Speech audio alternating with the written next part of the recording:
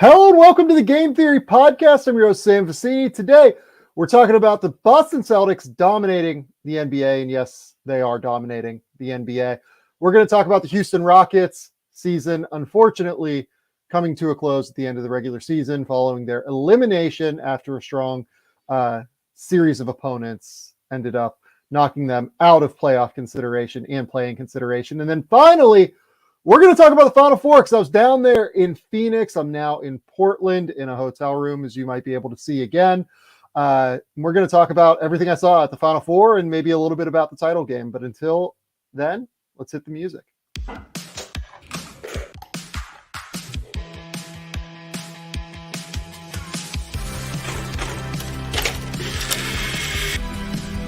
do have a timeout. Decide not to use it. Way downtown. Bang! Bang! What's this going to be? Wow! Are you kidding me? Hello and welcome to the Game Theory Podcast. I'm your host, Sam Vecenie. But if you watch the tape, what you will see completely orchestrated this game. Bryce, what's going on, buddy? What's up, Sam? I have actually watched 3 movies this weekend with my wife. So we've been college basketball, women's college basketball has been awesome. The Final Four, which we'll talk about later. But yeah, we locked into 3 movies. We found 3 movies over the last couple of days to watch. So it's been good stuff. Some quality time here. We are absolutely going to talk about that at the end of the show because I need to know what you have seen. I am here in the United States. And every time I come to the United States, I either have my parents ship me the Blu-rays that I send to their house throughout the course of the year, or I just go out and buy things. Had the parents ship me the Blu-rays. I've got a good solid list of 15 sitting right in front of me. It's just beautiful. But the important one here, I'll grab it. Shout out Warrior. Just a great movie. Okay. Truly great film. Have you seen Warrior, Bryce?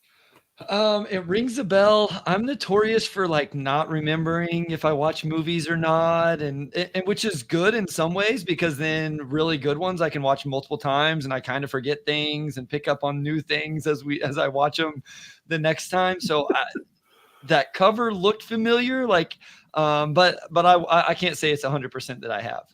Yeah, Warrior I think is one of my 5 or 10 favorite movies ever. I think it's just unbelievable. It's just MMA movie with Tom Hardy and Joel Edgerton and whatever is happening with Nick Nolte's voice. It's just glorious.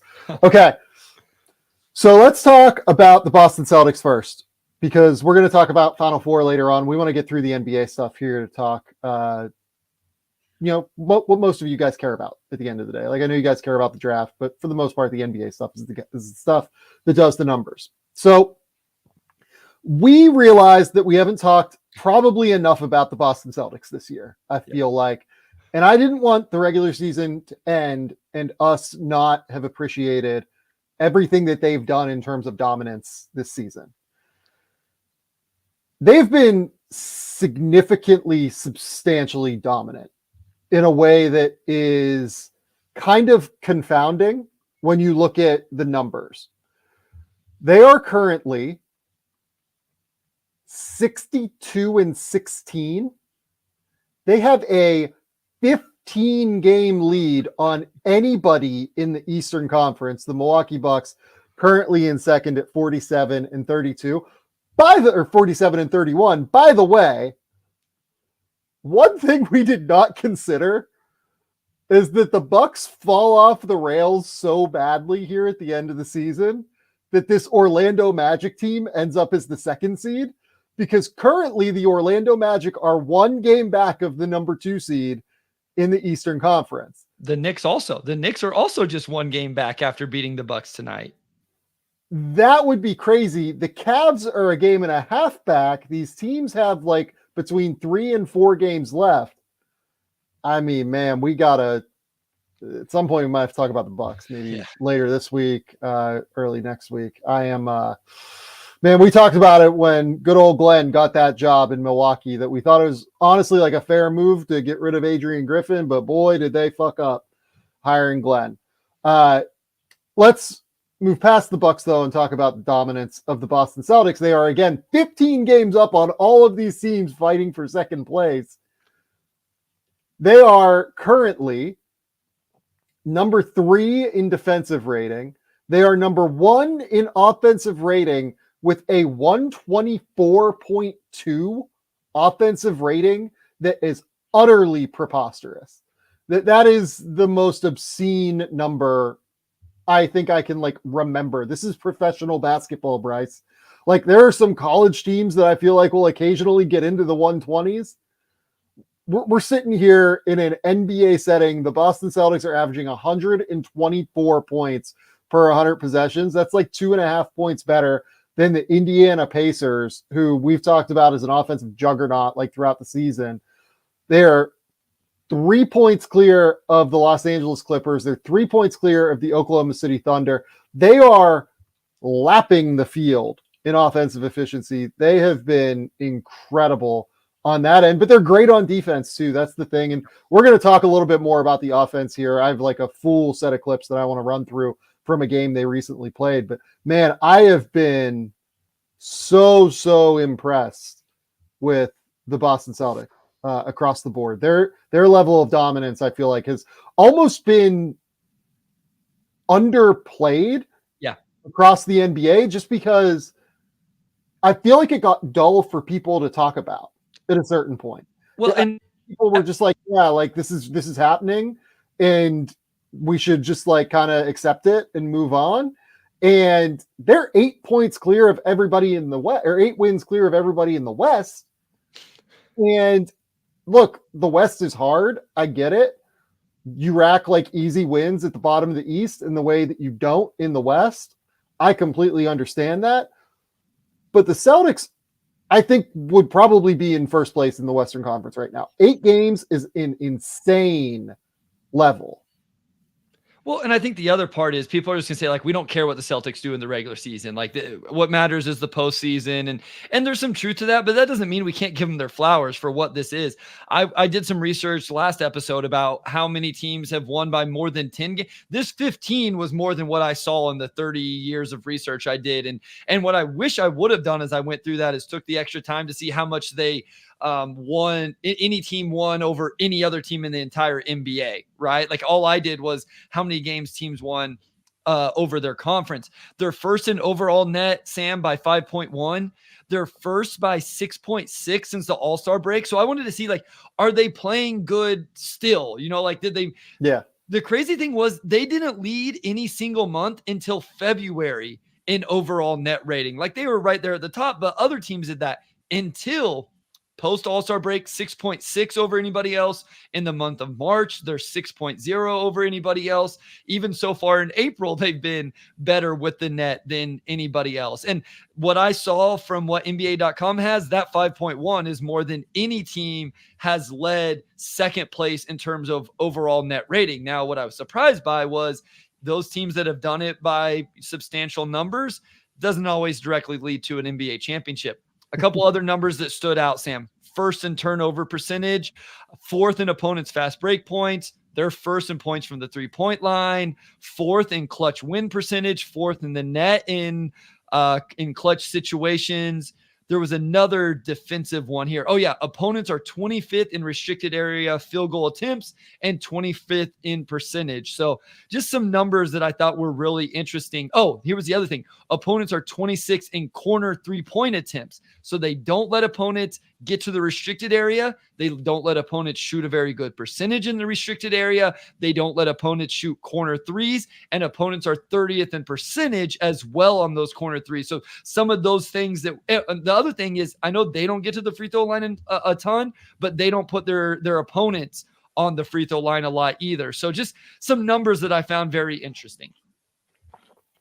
There are so many different numbers that you can point to with the Celtics that are absurd. And I just keep coming back to watching them play. I get it. The numbers are absurd. And look, we love numbers. We're totally good with using stats and everything, but it's when I watch them, I'm just completely blown away, particularly. And what we're going to talk about with the offense when we really break it down. I think that their attention to detail on offense is what wins it the most for them. It's the little things that they are so good at. They are better, I think, at hunting matchups than anybody. Sure. And there's another particular skill that I think that they do better than anybody else that I also want to talk about whenever we get into it. But I think that their attention to detail on both ends of the court is so good. And I also think that more than anything, and maybe we can just put the tape on because it'll be a little bit easier at this point, but the addition of Kristaps Porzingis has been so enormous for them in every single way. He has completely opened up the court and given them the ability to play truly 5 out. There are times where Al Horford, it felt like, didn't always get guarded from beyond the 3-point line. Porzingis has to get guarded beyond the 3-point line. And oh, by the way, you have to tag his roll because he's 7'3" with a 7'6" wingspan. So if you don't, he's going to get to the rim and finish. He doesn't always roll super hard, but he covers ground quickly enough to where he's going to get there. Yeah. Nah, he's been, we talk about Chet opening up the OKC offense, right? Like Porzingis does it in a similar way in terms of he can trail and knock down a 3. He can run the pick and pop. He can run the pick and roll. If you want to, you can put Porzingis in the corner and let him space the floor there. And then he can also cut off those things.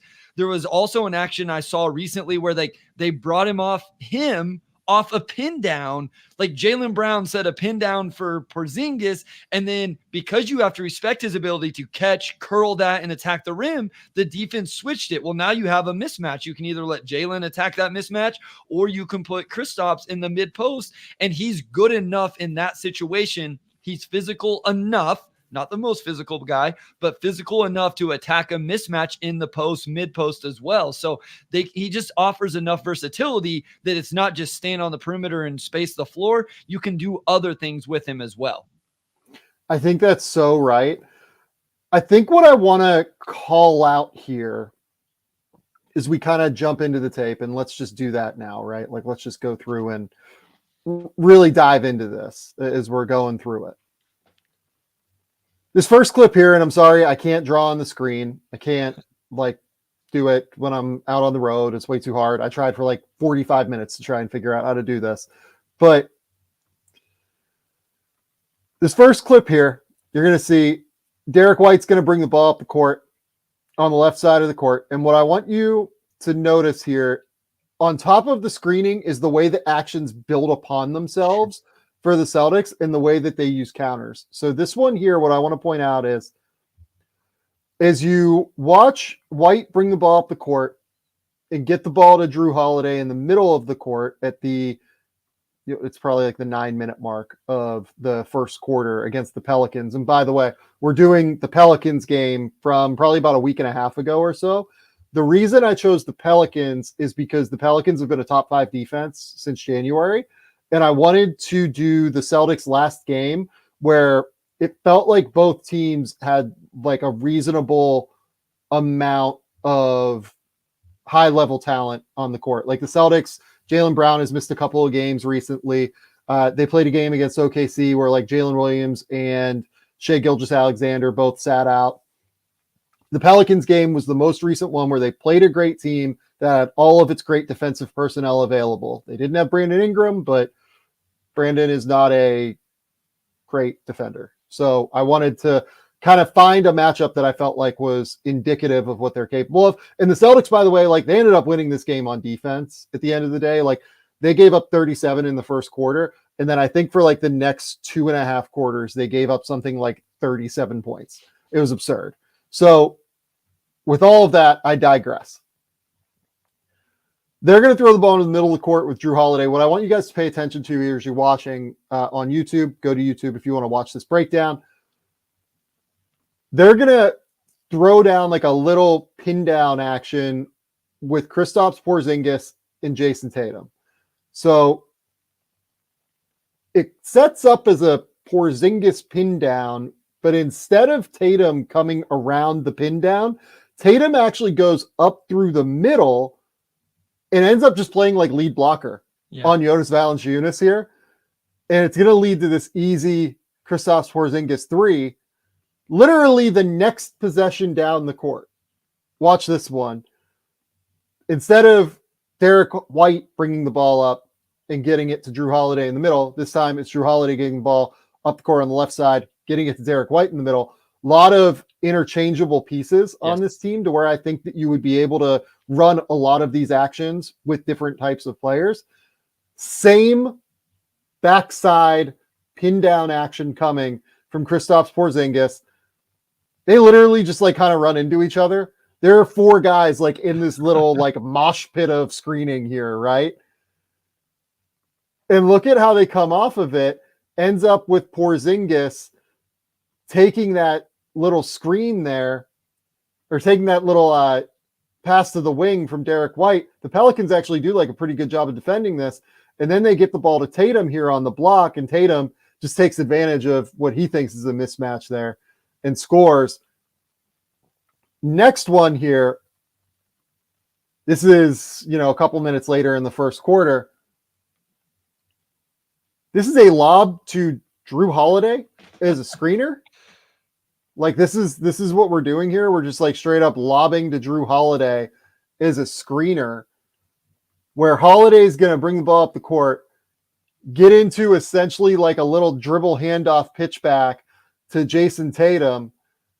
And they're going to force this switch here because I'm sure the Pelicans, they understand going into this game, they're going to switch everything like 1-4 in terms of their actions. And Drew Holiday just beats Zion Williamson to the spot, right? Get behind him and score. Well, and to speak to the spacing, you don't have Valanciunas, or is that Murphy guarding Jaylen Brown in the other corner? Whoever's guarding. I mean, you have Jaylen Brown in one corner. You have Kristaps essentially in the other corner, kind of on the wing. And then Derek White on the other wing as well. Point being, you can do this and not have help in the lane on this lob to Holiday and have all this space to do it because you have 3 pretty good floor spacers, right? Like that's Derek White at 40%. That's Porzingis at 38%. And that's Jaylen Brown, the worst of the group, at 36% on 6 attempts a game. Like you just can't help off of that. Yeah, I'm really glad that you brought that up. The other thing that I want to bring up about this is look at the way that this sets up. So because instead of it being, you're supposed to guard this like a screen, right? Essentially, you have to treat these like dribble handoffs like they're screening actions. That's kind of the principle. But instead of like the roll man rolling to like the left side of the court here and Jason Tatum driving to the right side of the court, Drew Holiday basically acts like a lead blocker here, almost, where like he's driving to the rim. He's not Gortatting. He's just rim running in the same line as Jason Tatum is, which, Zion ends up kind of lost a little bit, but he does have to step up a little bit because Tatum's first step allows him to beat, who is that guarding him? Is that Trey Murphy? No, it's not Trey Murphy. That's Herb Jones. Is that Herb? Yeah. Yeah. Yeah. He just like beats Herb here because Herb ends up closing out a little bit too heavy on the threat of his shot. Zion has to step up, and it's just like, okay, like you said, Jonas can't close out, or Jonas can't tag Drew coming from that side because he's on Porzingis. Porzingis is an elite shooter. You can't have, I believe that's Trey Murphy in the opposite corner tag because he is Jaylen Brown's way too good to be able to have him come off. So you're just stuck in no man's land. This is what's really, really hard. Well, think about what you've just asked Jonas Valanciunas to do. So on the first one, he thinks he's just, hey, this is a normal pin down for Jason Tatum. I'm going to open up, let my man get through. Oh, shoot. Porzingis pops off of this and knocks down to 3. Okay, now the next one, we're going to muddy it up. But now I got to guard Porzingis' post-entry pass, and then he's relocating along. Like, Porzingis was wide open on that Tatum layup, by the way, like relocating to the top of the key. And now he's playing off. Like, even if he could tag, when is the last time Jonas Valanciunas got asked to tag the roll guy? He's supposed to be in Zion's spot playing drop coverage. So it's just like all these little things you make somebody like Valanciunas. And I like Valanciunas. Like, I'm not trying to crush him. I'm just saying somebody like him isn't used to have. And these are like back-to-back-to-back possessions, 3 different actions he's having to guard. And on top of that, the other thing I want to point out here is there are shooters at the center position who can shoot from the corners, right? Like, sure. I think Brook Lopez is better from the corners than he is from above the break. Kristaps can shoot from anywhere, from 30 feet and in. Yeah. Being able to shoot above the break as a center is an enormous difference for a defense, because centers, if you're like a big that's spacing in the corner, they're big enough to be able to like kind of play that gap where they're close enough to tag potentially and close enough to be able to recover, or at least muddy those waters, right? If it's above the break, it's way more difficult to be able to get those guys in positions that are advantageous for them around the rim. That's what makes Porzingis, and by the way, Al Horford, such a dangerous player as a shooter. So this is the same one we're watching again. This next one here, we're going to have Tatum come up, and this one is just beautiful because you're getting like an early empty side screen, right? Yep. Yes. It almost looks like they're trying to like set up a pistol action, but what I want you to see here is look at how good Drew Holiday is at forcing the mismatch. That is what the Celtics, I think, do better than any team in the NBA right now. Their guards are better screeners, both Derek White, but particularly Drew Holiday. They are better screeners than other guards when you try to get guys that are smaller onto Tatum, onto Jaylen Brown, onto Kristaps, and they really wedge that out and make sure that they're like sealing off their man so that they can't recover. And then Jason Tatum, Jaylen Brown, whoever it is, they're going to like really like string out that ball handler again and force that mismatch. So this one, just look at the way that like Drew Holiday like forces Herb Jones backward, right? So he has to call out that screen and then spaces out to the top of the key, empty side there, but with 4 shooters around the perimeter. Kristaps there at the top of the key, spacing from 30 feet. Drew Holiday there, like at the elbow, able to step back from 3 and get beyond the line whenever he wants. Derek White, 40+% three-point shooter. Jaylen Brown, real shooter that you have to account for. And just look at the way this ends up kind of circulating. Tatum just bullies his way to the basket using those enormous shoulders that he has, and it's just too easy. Yeah, I mean, I'm glad you brought up what Holiday does at the beginning, because that's one thing I've tried to watch more and more, like these ghost screens and these forcing of switches. And I think at times defenses do it a little bit too easy. I think they could put a little bit more into like not switching and, hedging and recovering, but that puts you in a bind as well. There is some art and some nuance to the way you attack these screens and force these switches.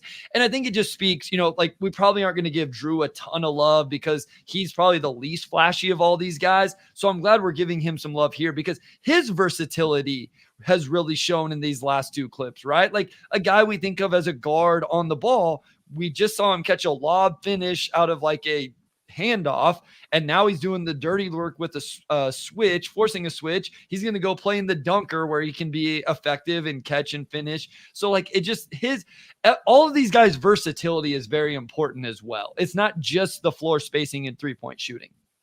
That's dead on. It's just really hard to guard them when they're spacing and they're doing all the dirty work to get the mismatches. Like that's what's so hard about this. So this play here, you're going to see Porzingis set this pin down for Jaylen Brown. They treat it like an actual pin down this time. Yep. Brown comes off of it, curls off of it, gets into the middle of the paint, forces Jonas Valanciunas to come off help, and then that's just going to lead to Porzingis being able to dive to the rim. This is like the most traditional thing I think that they do. But honestly, we haven't watched anything all that complicated yet, Bryce. Yeah. Like, we've watched like one action where they're setting like a backside pin down. Honestly, this is again like a pretty simple like backside of the action pin down. Jaylen comes off of it instead of Jason, like kind of muddying it up a little bit. He's going to curl into the paint. But the thing here that I want to point to is Porzingis' screening ability. Yeah. Like this is an excellent screen. This is so good. And I love the timing on the dive here as well by Porzingis. He holds it until Jonas ends up committing. So he's going to commit there. And as soon as Jonas goes 2 steps to his right, that's when Porzingis is going to dive. It's the timing. It's the screening. It's the details that make them so special on offense, I think. In addition to the shot creators in Jason Tatum, in addition to the floor spacing that they have with real 5-out offense. And again, by the way, this quarter was like not the best quarter for them. They're down 10 at this point, but everything builds upon itself with the Celtics. That's what's so hard about dealing with this team. So this one here, we just watched Drew Holiday do it. Now we're going to watch Derek White do it, right? So he is now lead blocking basically for Jaylen Brown, where he's forcing the switch. And now you can see there the communication to CJ, hey, I need you to stay. I need you to stay. And now you've got Jaylen Brown on CJ McCollum. Like, God loves CJ, great player. But Zion realizes, okay, I got to go help CJ here, right? I've got to go double in some respect once he spins into the middle of the court.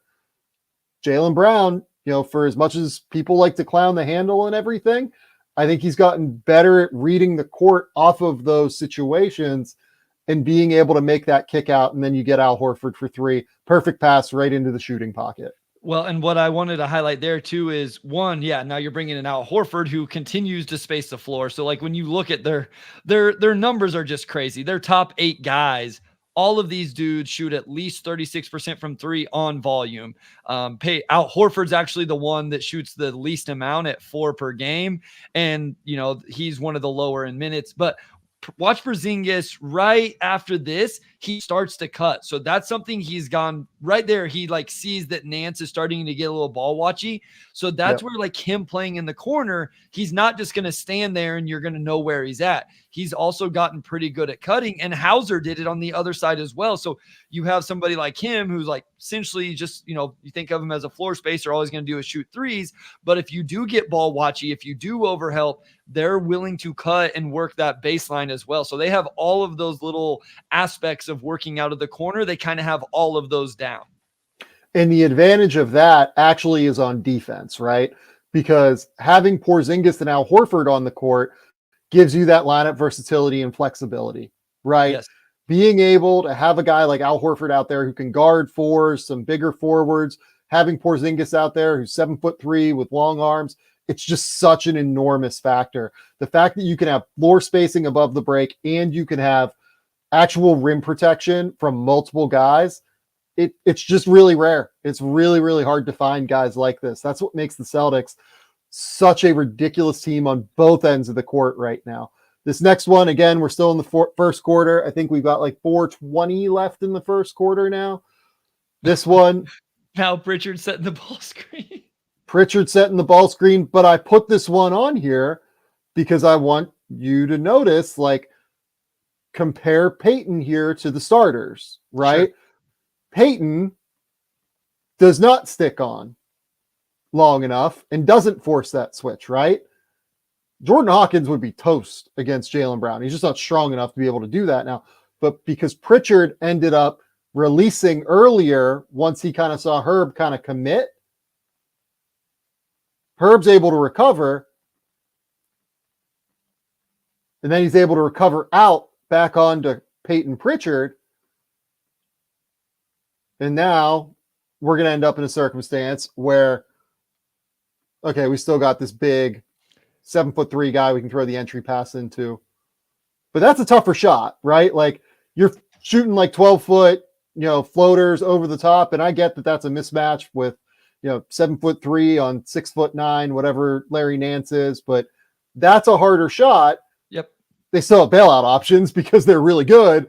But I think that is the difference in terms of the starters and the bench guys for the Celtics. Yeah. No, and that's what it is nice to have those, but you want that to be a complete last resort, which it kind of ended up being here because the execution, as you said, wasn't quite as good. Herb was able to stay around right here and help. I think when Pritchard catches, what I would like to see, so as Jaylen gets rid of this, I would like to see him go right back to Jaylen. There's 11 on the shot clock. You still have the Jaylen matchup with Jordan Hawkins, and you can go right back to him at the top of the key and let him get downhill. But you do, like you said, you still have 7'3" on whatever Larry Nance is. And this is what Kristaps brings, right? It's the versatility of, he can pick and roll. He can pick and pop. He can attack downhill every once in a while. But if a possession really goes sour or the game really slows down, we can throw it to him in the mid post and maybe he can get us a couple of buckets. It's not going to be every possession, but he can do it from time to time. And the best way to do that would be for Pritchard here to attack Herb's front foot where he's like way out like that, and to be able to just force potentially that help from the rookie Jordan Hawkins, who might screw up. Like, let's be honest, like Herb Jones is not going to get in any trouble recovering onto Peyton Pritchard here. Herb Jones is going to be a first team all defense guy this year. But if you force that momentary indecision, once you get that switch with Jordan Hawkins, that's where you can really start to get into some issues. So look, they get the bailout here from Porzingis, but the process is not quite as good, right? Yeah. And I think that is kind of a control example when we're going through and looking at all the great possessions, right? So Porzingis makes this shot. Now we're, kind of getting into the end of the first quarter here. And, still, I believe, at the point where we have 5 shooters on the court because it's Horford, Tatum and Brown, Hauser and Pritchard, I believe. Yep. That's Holiday instead of Brown. But again, like mismatch here where we end up getting entry pass into Al Horford off of what sets up originally as you can see kind of there right at the basket. Yep. It looks like it's going to be like a Ram pick and roll where like Pritchard goes, sets the screen for the screener goes up, sets the ball screen for Drew Holiday, but instead ends up stopping short at the elbow. And then Drew's going to go screen away. Yep. Right. He goes to screen away. And I love the little exchange there from Jason Tatum. Forces the switch, right? That is what's so impressive about the Celtics. It's their star perimeter players that do the dirty work and force these switches, right? It's their stars that do the things that you're not always going to see from everybody across the league, right? The fact that the stars are doing this and forcing these mismatches here, I mean, look at Drew, just bully, gets all the way into the restricted area, finishes. When your stars are doing it, and then you have Drew Holiday, Olympic gold medalist, multi-time All-Star doing it, it's infectious. It's contagious. It's why these guys are so good, I think. They really do everything across the board super, super well. This next one here, now we've got bench guys on the court. What I believe this is going to be is it sets up almost as like a horn set, and we're going to get, just a beautiful counter off of this on the next possession. So I want you guys to look at kind of how this play sets up. It doesn't quite start as the same play as the next one, but it gets into the same play, like positions. So this almost starts out like it looks like it's going to be a horn set. Horford is kind of directing traffic. Like you can see his arm up there. He's kind of pointing like corner to tell Xavier Tillman to kind of go across the play, right? Yeah. It looks like they're setting up like a normal empty cell screen. Larry Nance recognizes this, right? He communicates. You can see him pointing to Trey Murphy there. Hey, I have to stay here. You're responsible for 2, right? And what Holiday does there is he recognizes what's happening on the backside there between Larry Nance and Trey Murphy. And I want to show, like, look at how smart Xavier Tillman is here. This is how you get spacing without shooting, because Xavier Tillman is not a guy who can shoot, but Xavier Tillman is a basketball savant. He's really, really high IQ as a big man. So what he does here is he goes and screens for Derek White's man, recognizing how deep into the paint on the other side of the basket, whenever he starts the screening action, Larry Nance is, knowing that he just doesn't have a chance to get out and contest in time. Yep. There's no chance, right? So it's just like the little details even. They're just super, super smart about how they just go about running their offense. I think it's just so, so smart the way that they execute, the way that they even just formulate things in their minds. Like this has to be something that's taught, like, but it's also you're flowing and you're going off of instinct as much as anything too. It's just really sharp. Well, this is just a great example of, like you said, even non-shooters and how you can take advantage of those things because, we talk about it with Draymond, right? Like DHO into things whenever people aren't guarding him as a shooter, but you can do it off ball as well. And sometimes it can be even tougher because, yeah, I mean, that's a good run for Nance, and he's staying occupied on the other side too, because again, a good screen for Horford ends up in a switch over there. So he kind of has a mismatch on the block as well. So that holds Nance's attention for a second. Just a really nice screen, knowing his man's not going to be there when it happens. Like this is where you have to be really good to keep that floor spacing and keep the advantages if you're not going to be able to knock down shots yourself. It's dead on. That was it, like 5 minutes left in the second quarter. So this one's now, next possession down the court, quite literally. So similar way. Sets up in a similar way. But instead of White has the ball. I love it. Well, Derek White has the ball, and instead of Tillman starting in the corner, Tillman's already on the opposite side of the court, and they're trying to set up the empty side action kind of just a little bit more easily earlier in the shot clock, right? So this one here, I believe that's Dyson Daniels here. Yep. Around the basket. Because Tillman is already on that side of the court, Larry Nance is not the low man here. Dyson Daniels is the low man. What you're going to see as we go through, Tillman's going to do the same thing, right? He's going to go screen. He's going to go set it up. Larry Nance and Dyson, this time they realize, oh shit, this is exactly what they did last possession, right? You've got Drew coming up around the action here. Oh shit, the ball's not there. Where's the ball? They threw it to the mismatch. They threw it to the mismatch with Al Horford, who forced the screen, who forced the switch, right? As you can see, you've got Zion guarding Al Horford here. He sets a really sharp screen where he basically forces. I can't quite tell who that is. It could. I think it might be. I think it's Trey Murphy. That's who it looked like to me. Yeah. I love what Horford's doing now, guys. Big guys.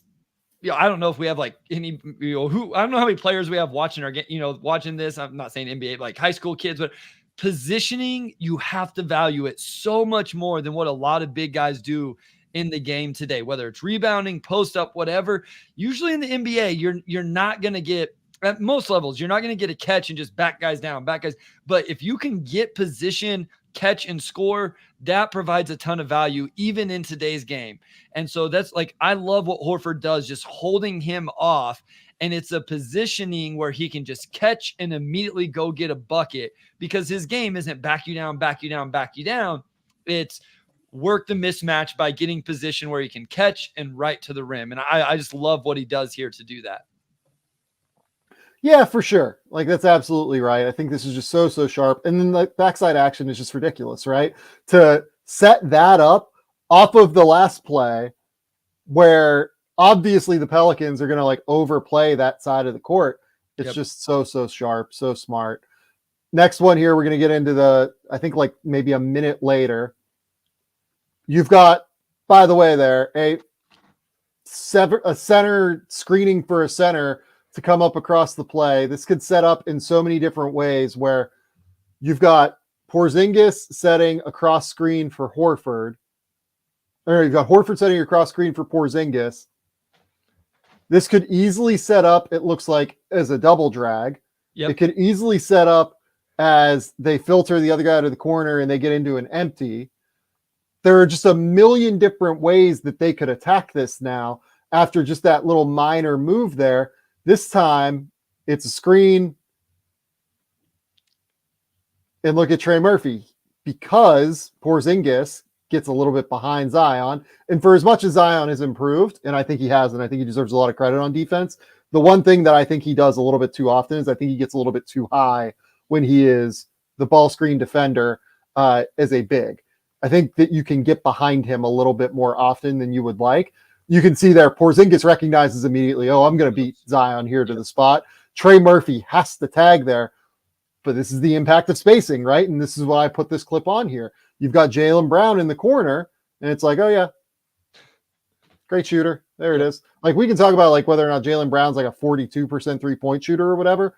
He's a real shooter when he's open, right? He takes a lot of contested shots. It's going to bring the percentage down. But like, if he's open, getting a catch and shoot corner three, that's not a shot you want to give up to Jaylen Brown. He's a real dude. Second half now. I put this one on here because I just, again, wanted to show like mismatch stuff, right? So the Celtics are constantly probing, constantly looking for mismatches. This time, Al Horford beats everybody down the court, gets to the point where he's like the low man on the court, which means Trey Murphy has to take him. Like, he can't wait for, Jonas Valanciunas potentially to get back and like deal with Al, right? Like, you can't manage that. And that's because Al's running the court hard and trying to get position, right? To your point earlier, Horford really values that spot on the court. Oh, that's so beautiful. Here, just an unbelievable seal. Takes him up the court, sets up the action, and then hits that little alley-oop pass. It's just awesome. Like, just such good like big man technique here from Horford. The whole thing is just glorious. I love every single second here. But that's just like little detailed stuff, right? There's nothing complicated there. And that's, again, like another point I want to keep hitting on. So like we've seen like a couple of semi-complicated actions with like some backside action, some front side, options, right? A lot of this is just very simple. And it's because they have 5 shooters out there, right? Like, that's the biggest they thing. But they execute as well. They get spacing, but they take advantage of the spacing and the positioning and knowing a team's going to switch if you set a screen correctly. And to your, I'm glad you brought that up. But like, think about Tatum. Like he's I don't know if he's an actual MVP candidate. He's in the argument for first team All NBA. That's what I'll say. And in a couple of these, he was the screener, the decoy, the guy that somebody, they popped off of him or flared off of him. Not everything is just running through him in these situations. I know he gets plenty of usage. Like, I understand that, but that's really good stuff that all of these guys are willing to do. Yep. 100%. Next one coming down here, you've got a little bit more of the bench unit in. Screen it player for your 7-3 center. Yeah. You've got what sets up basically his horns. Pritchard's going to come off of it to the left where he's going to take a screen from Porzingis. Porzingis is going to basically come off of a flare as a 7'3" guy, but it's a slip flare where it's like impossible to guard. I mean, KP's like wide open here. He could have just shot it. I don't know why he did. But again, like another thing I want to point out here that I think he recognizes super, super well is look who's guarding Sam Hauser in the corner here. It's Matt Ryan. He recognizes it's Matt Ryan, and he's like, I am going to do everything I can to make it so that Matt Ryan has to guard me here. Yep. Matt Ryan is like, I respect so much how Matt Ryan has carved out an NBA career. He deserves so much credit for it. He's not a great defender. And just look at Porzingis, just carve out space. And it's just a mismatch. They realize that they have to double. I believe who is that doubling? Is that Herb? No, it's not Herb. That's Najee Marshall. Najee Marshall doubles, and then you're leaving a 45% 3-point shooter wide open. I mean, what are we doing here? This is absurd. This is completely ridiculous. The Boston Celtics. Next one down. We're into the fourth. Sam, I love the action because, like, I think, like you said, Porzingis was open. I thought Holiday was open on the slip even. Like, the fact you can do that with Holiday and then how quick he gets out of this flare and slip. Like, I think if you anticipate this, you can get rid of it. But yet again, you can do this because you're other big on the floor, right? Because you're not giving anything up defensively. You're going to be okay size-wise. Al Horford standing in the corner as a guy that you don't want to just let catch and shoot that corner shot.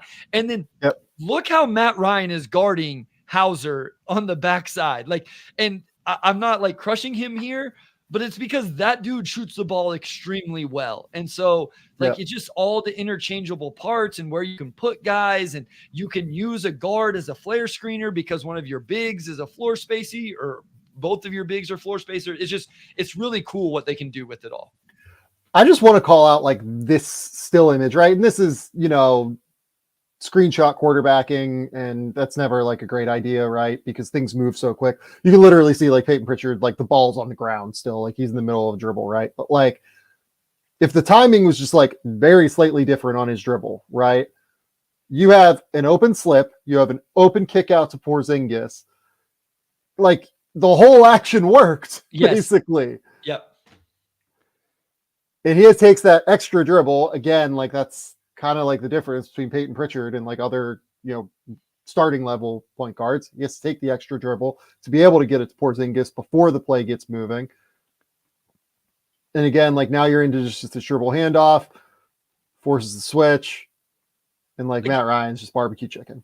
Good recognition by Hauser though. Like how often do we see mismatches and a guy doesn't recognize it, doesn't get, how many guys like in Hauser's case there goes, oh, I'm supposed to move the ball, I need to get it back to the other side. No, like he recognizes what's going on, he throws it into Porzingis, and then he gets rewarded for immediately making the right play because his man goes in doubles and he gets a wide open shot for him. And also look at where he's spacing.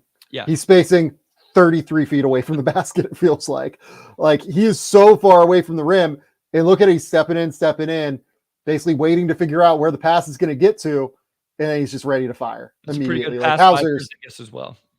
Absolutely. Hauser's shot prep though is just like outrageously good. He is so good at that stuff. This one here again, like midway through the fourth quarter now. Come up, set a ball screen.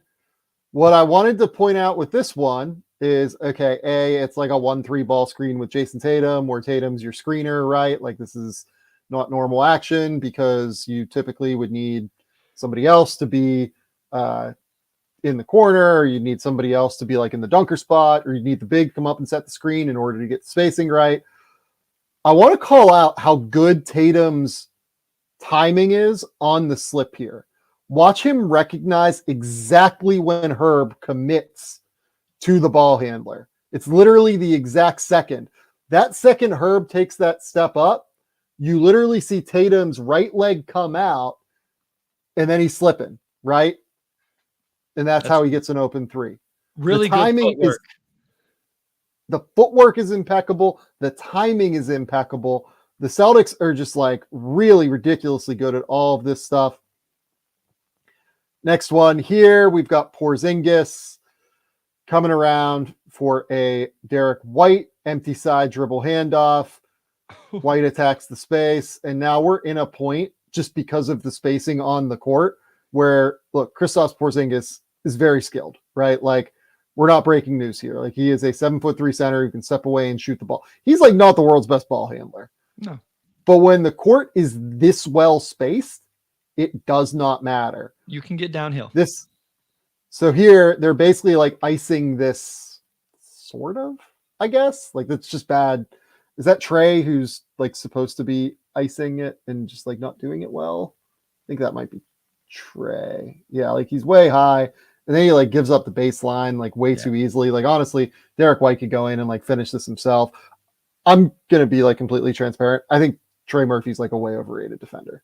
After having watched them a little bit more, like they're a really, really good defense, and I think his length helps a lot in a lot of different circumstances. Being that big and being able to move, his inability to leverage because his legs are so long, and his just like that little split second late in help side defense often, that I think like that's his room for improvement a lot of the time. And I think he'll get there. Like, he's a really good player. The anchoring stuff's always going to come because the lower half is so like tall, but he needs to take just that little step. I think he's like, people think he's like an above average defender, and I don't really think that's the case. Well, I think it stands out. This stood out to me last time. Is like how much better Herb Jones is than him, right? And like you said earlier, yeah. And I know people consider that anyway, but what I'm saying is like Herb Jones is, at that level. I think people think like Murphy's this big time 3-and-D wing forward, whatever.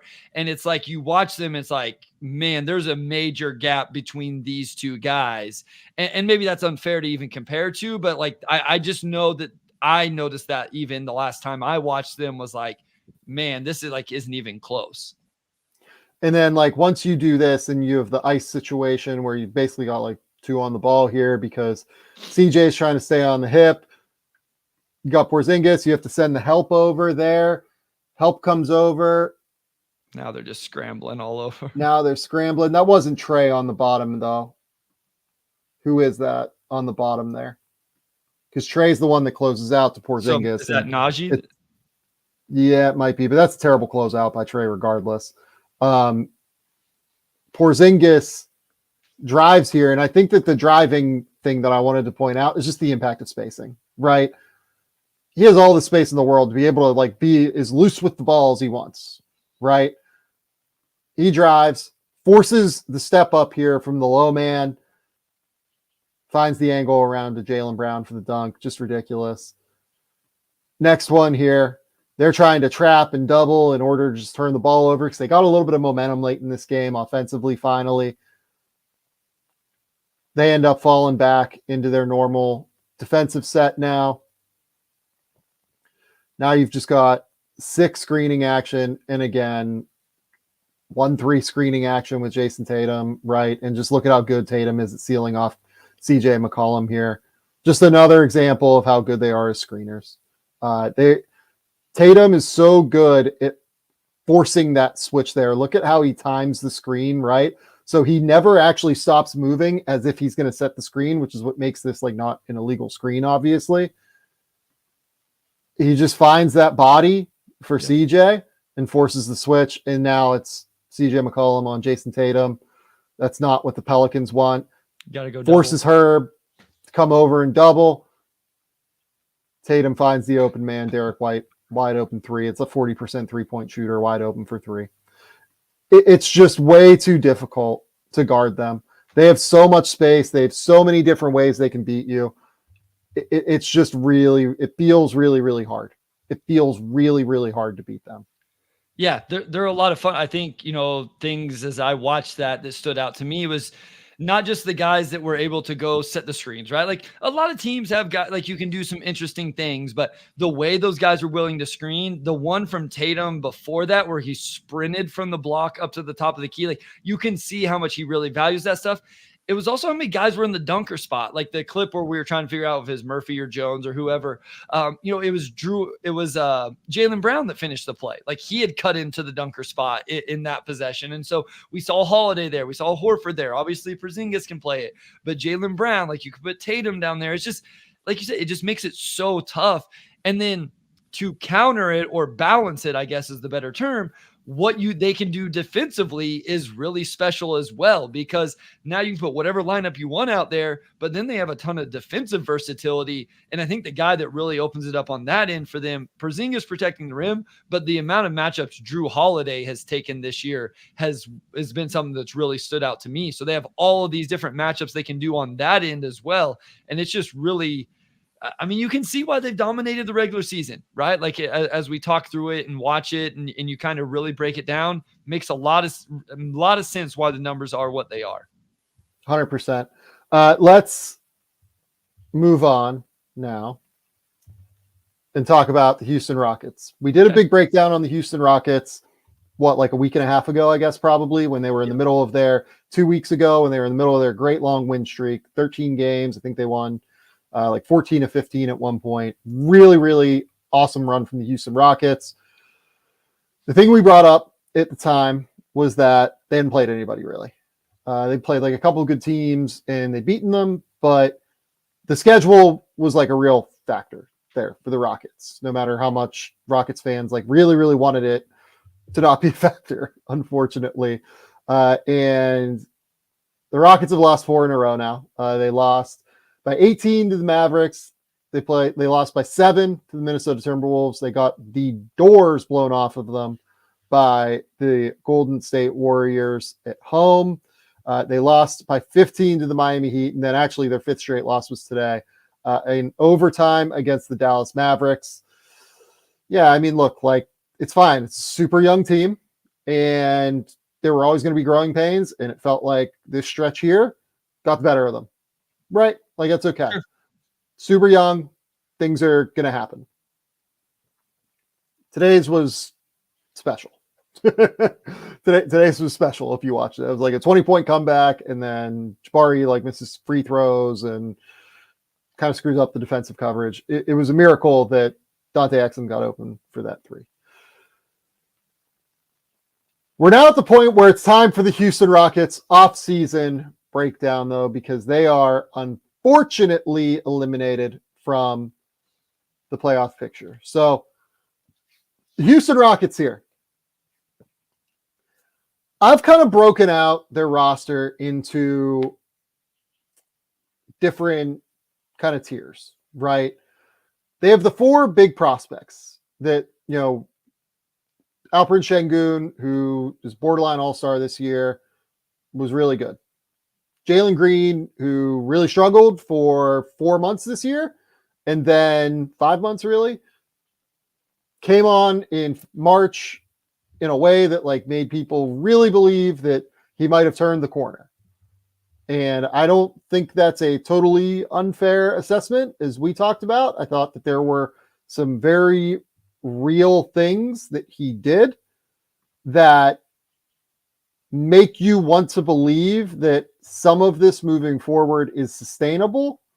Also, in the 4 games before today's game, he went 5 of 15 for 12 points, 10 of 22 for 26 points, 4 of 12 for 13 points, 6 of 18 for 21 points. That's 37% from the field, 21% from 3, 18 points per game, 3.5 turnovers versus 5.5 assists. That is a real marked decline from where he was prior when they were in that easier stretch of the schedule. And 6 of 15 today, 2 of 7 from 3, 5 turnovers. He did have 8 assists. So we talked about it, right? Like when these shots are going, it's a lot of fun. And I'll be honest, like I haven't watched today's game. Like I hope the defense has still been as good as what we gave him credit for, but the scoring efficiency has definitely come back to earth pretty substantially, pretty quickly. And what I want to say though, is that it's a real positive step in terms of growth for Jalen Green to be able to go a month and obliterate bad teams. Sure. Like that is a real positive step. And I think Rockets fans have every reason to be enthusiastic about it. Amen Thompson, I think, for a rookie looked awesome during that stretch where they won games. 3 years, $31 million left on his deal. And then Jabari Smith has just been like steady all year. He's been really useful. I know that Rockets fans probably aren't super happy with him today as we're recording this, but Jabari Smith has been really, really good throughout the year. He's one of the youngest players in the NBA still, even in his second year. He is a really, really good basketball player that is already a starting quality 4-man in the NBA. There's also Cam Whitmore and Tari Eason. I've put them just like slightly into a lower tier. Whitmore, because we still don't really know what we have with him yet, right? Like Whitmore really might have a higher upside than all of these guys. You could make the case, or, some of the feel stuff won't necessarily come around, and the defense in a team concept doesn't come around, even if he's a good on-ball defender. There's just like a little bit more uncertainty with Whitmore. And then with Tari Eason, a guy that I think is going to be a long-term starter in the NBA, like for sure. The upside just feels a little bit lower with Tari, in my opinion, in terms of like the on-ball creation, the shot creation, the scoring, than it is with some of these other guys at the end of the day. Yeah, I don't think Rockets fans are going to be happy about Tari being listed 6th, even though I know it's not meant as any disrespect. Is there? I love Tari Eason. I do. I think he's outstanding. To me, it's more a statement of how good these 5 other guys are. Agreed. Than Tari Eason being like the 6th guy. It's Tari's awesome. Like I love him. We took some major heat from people about our list whenever we did the young cores, and then not necessarily where the Rockets were at, but how we listed out kind of these 6 guys. And I felt like Tari was, the other one I was surprised by, there was some Rockets fans not as high on Amen, which was interesting to me that they did not seem to be as big of fans as him. And, I guess with the floor spacing, that makes sense. And so, at the end of the day, it doesn't matter. They have 6 really exciting young prospects, and I think we both believe that. Yeah, 100%. Like, if you want to put Tari higher than Jabari Smith, like, I disagree, but whatever. Like, he has more athletic tools than Jabari Smith does, but like Jabari is going to be an awesome shooter, and I think like Tari's a better defender, but like they're different defenders. Tari's like a chaos like disruptor, and Jabari's like pretty solid. Like, he's not as good as, you know, I think I saw like some people like really, really like Tari this year on defense. I think he's like a solid, steady within scheme guy already, is like a 20-year-old. So like that's a huge win in my opinion. The thing for me though, and this is what we did talk about in our, you know, big Rockets omnibus thing, I still don't think they have like the number one guy on a title team. Agreed. Which is the thing. I think you can make a case that, I don't know, like this is the difference for me with Tari. Like, I love Tari Eason. I don't know if he has all-star upside. I think the other five, like if you squint, you can really see it with them. If Cam Whitmore like goes nuclear as a scorer and averages like 28 a game at some point, and I don't think I can rule that out, like that's all-star stuff. If Jabari Smith becomes like this awesome two-way guy who averages 20 points, 8 rebounds, 3 assists, and like becomes better at like manning the back line on defense, like that's probably an all-star.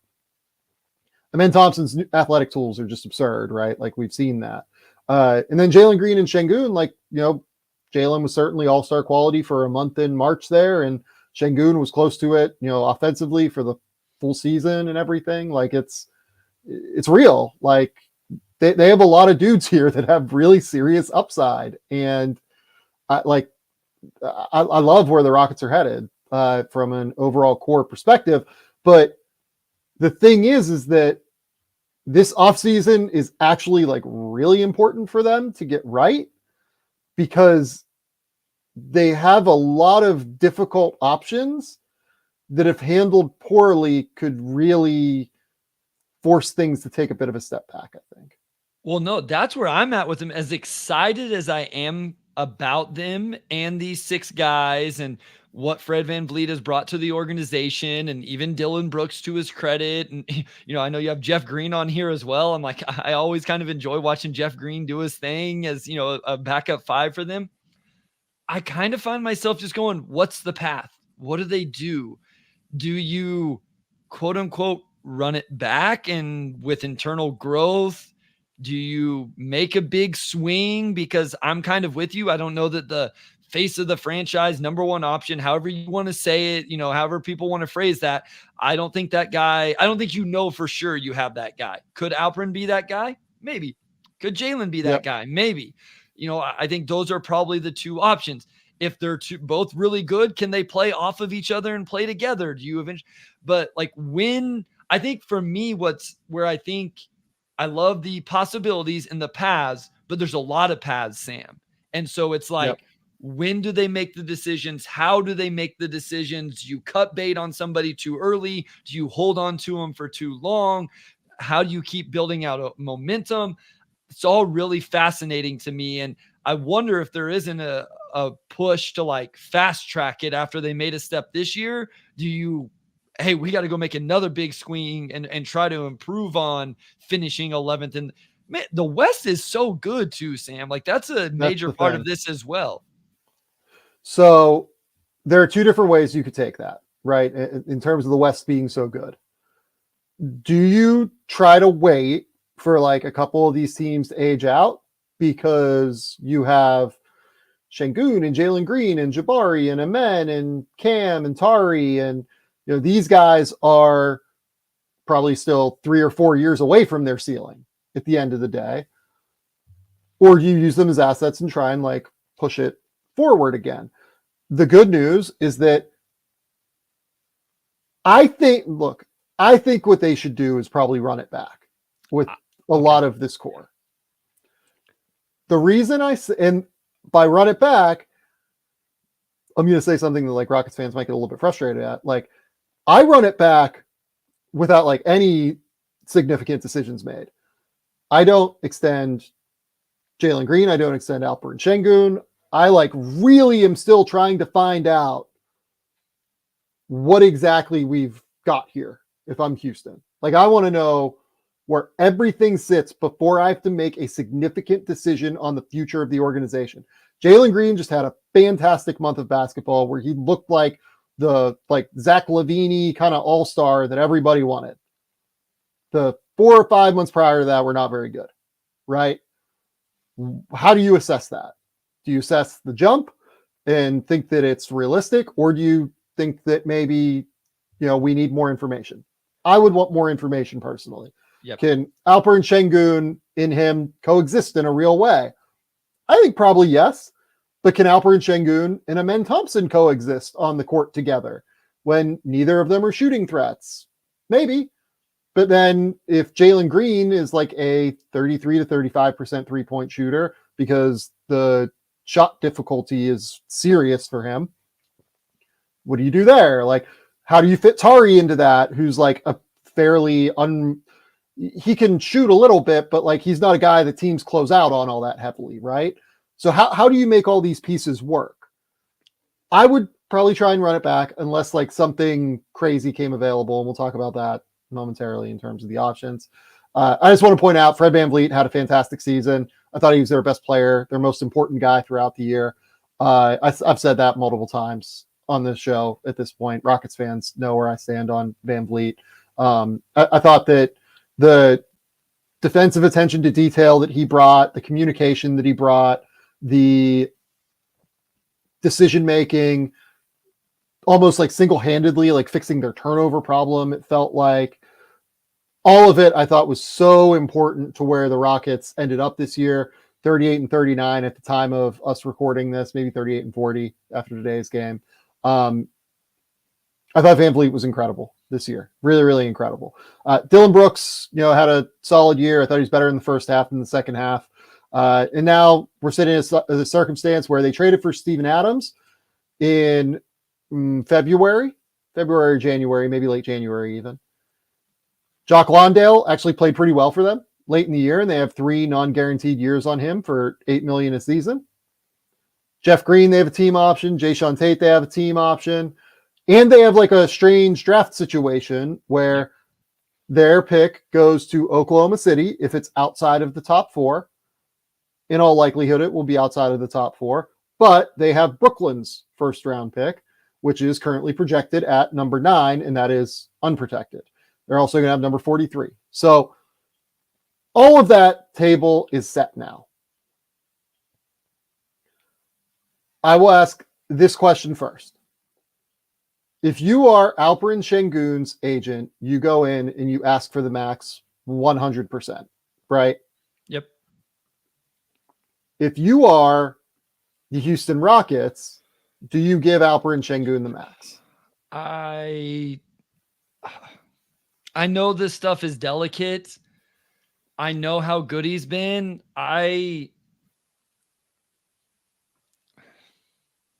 What's my alternatives if I say no? The alternative is that you say, hey, we're going to play out the string, and you tell him very candidly up front, we love you, but please just understand the salary cap situation that we're in, where he has a $15 million salary cap hold for next offseason. If he gets a max, it's probably going to be in the ballpark of what, like, assuming the cap is in the like $150 million range. I think it's projected like 150, 155. 25% of 155 is $38.75 million. Just know that, like, hey, if we do this way, we get like potentially max cap space next offseason. So that could be a real way for us to add talent around these guys moving forward after Fred potentially expires and kind of ages out, because I don't know if they're going to want to keep Fred after 2 years, right? Yeah. I don't extend Şengün. Do you extend Jalen Green? So I guess here's my question. How bad of a situation do you find yourself in if you extend both of them? If you give both of them the extension, I understand the cap situation aspect of it. If they end up not working together, are those contracts really hard to trade? Are they like that? That's what I would have to ask myself. Cause like, I also don't want to piss off potentially 2 core members of how I build this thing out. And so I don't want to just like make them upset. And it's like, hey, but I guess that's the truth of the matter is I'm trying to decide some ways between the 2 of you. Can you work together? Can you not work together? And so it's interesting how they're going to play out with these 2 things this summer. So here's the way I would do the Green thing. So Jalen Green, his cap hold is going to be like $31 million. If he's willing to take 20, man, I don't even know if I'd want to pay him yet. I think you'd probably like offend him with like any sort of like discount offer. Yeah. So like, I don't even know if I would do that, but that leads in to my next question.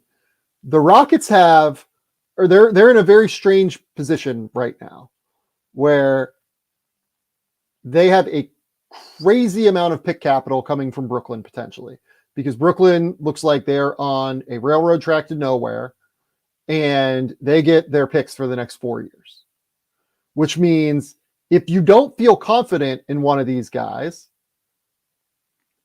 you can move them before you have to make a difficult decision on them and kick the can down the road, basically. This is why this one's really hard. And this is why we're going to spend a lot of time on the Houston Rockets, because there are so many weird, flexible kind of pivot points that they could make this offseason that will have ramifications down the road. I mean, do you look to trade one of these 2? Second, let's assume that they're not off the table momentarily. This is all thought exercise. This is not me, leaning one way or another until I'll give my answer. Is there a price point that you would feel comfortable accepting from somebody else in a deal for Jaylen Brown or Alperen Sengun, or Jalen Green or Alperen Sengun? So I think where I'm at with this is I am not actively shopping any of these guys right now. I think there's a world where you grow it out with them. I'm not sure what percentage that is or how much I believe in it, but I would like to see it and I'd like to figure it out. And can Jalen continue to build off what he did and Sengun off this season and all of that? With that said, I am definitely keeping the pulse on every big name that comes available, because at the end of the day, if I can go get somebody that I think is a true number 1 option, and, depending on who that is, maybe depends on who I put on the table, right? If it's a big man, I don't know who that is.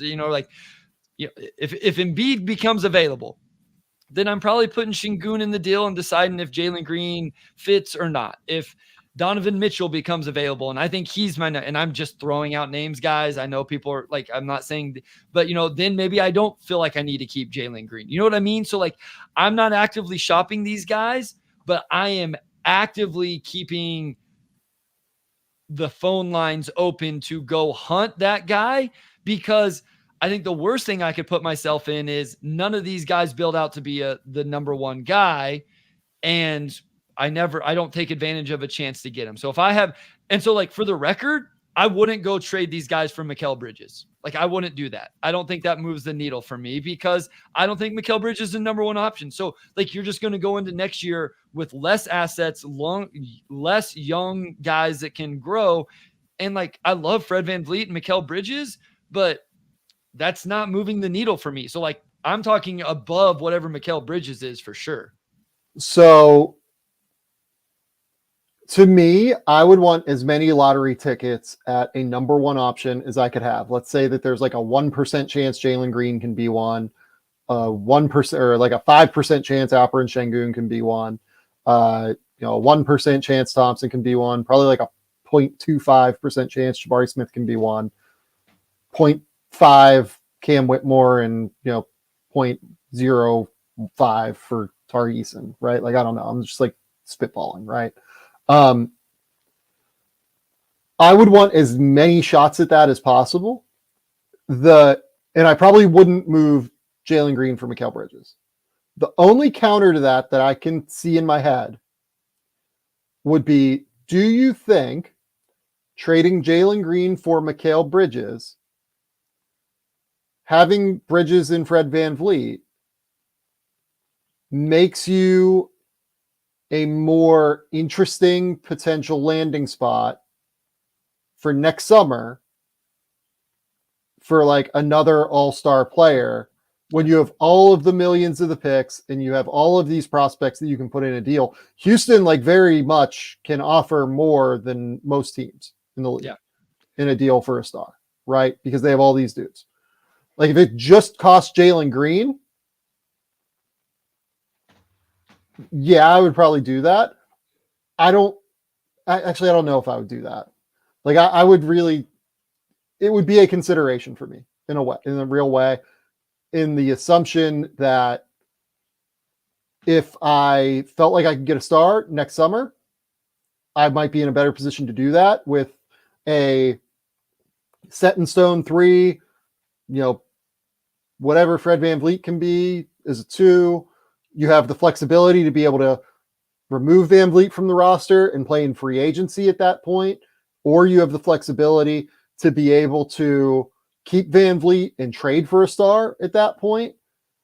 I actually think that like a Jalen Green for Mikal Bridges deal has some interesting aspects to it.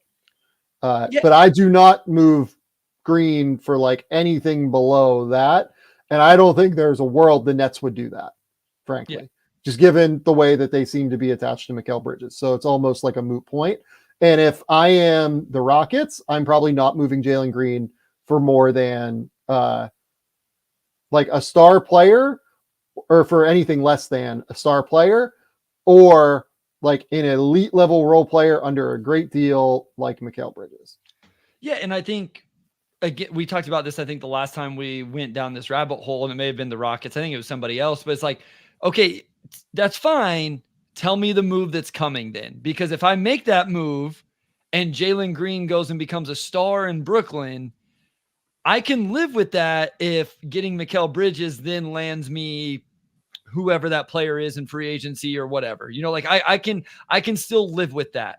But if I trade Jalen Green for Mikal Bridges and whatever else that trade would take, and I bring in Bridges, and then I'm just trying to play Bridges as a number 1 option, and I have to re-up Fred VanVleet, and now he's 33 years old on a contract being my number, like that doesn't move the needle for me. So that's all I'm saying is like, I could live with that.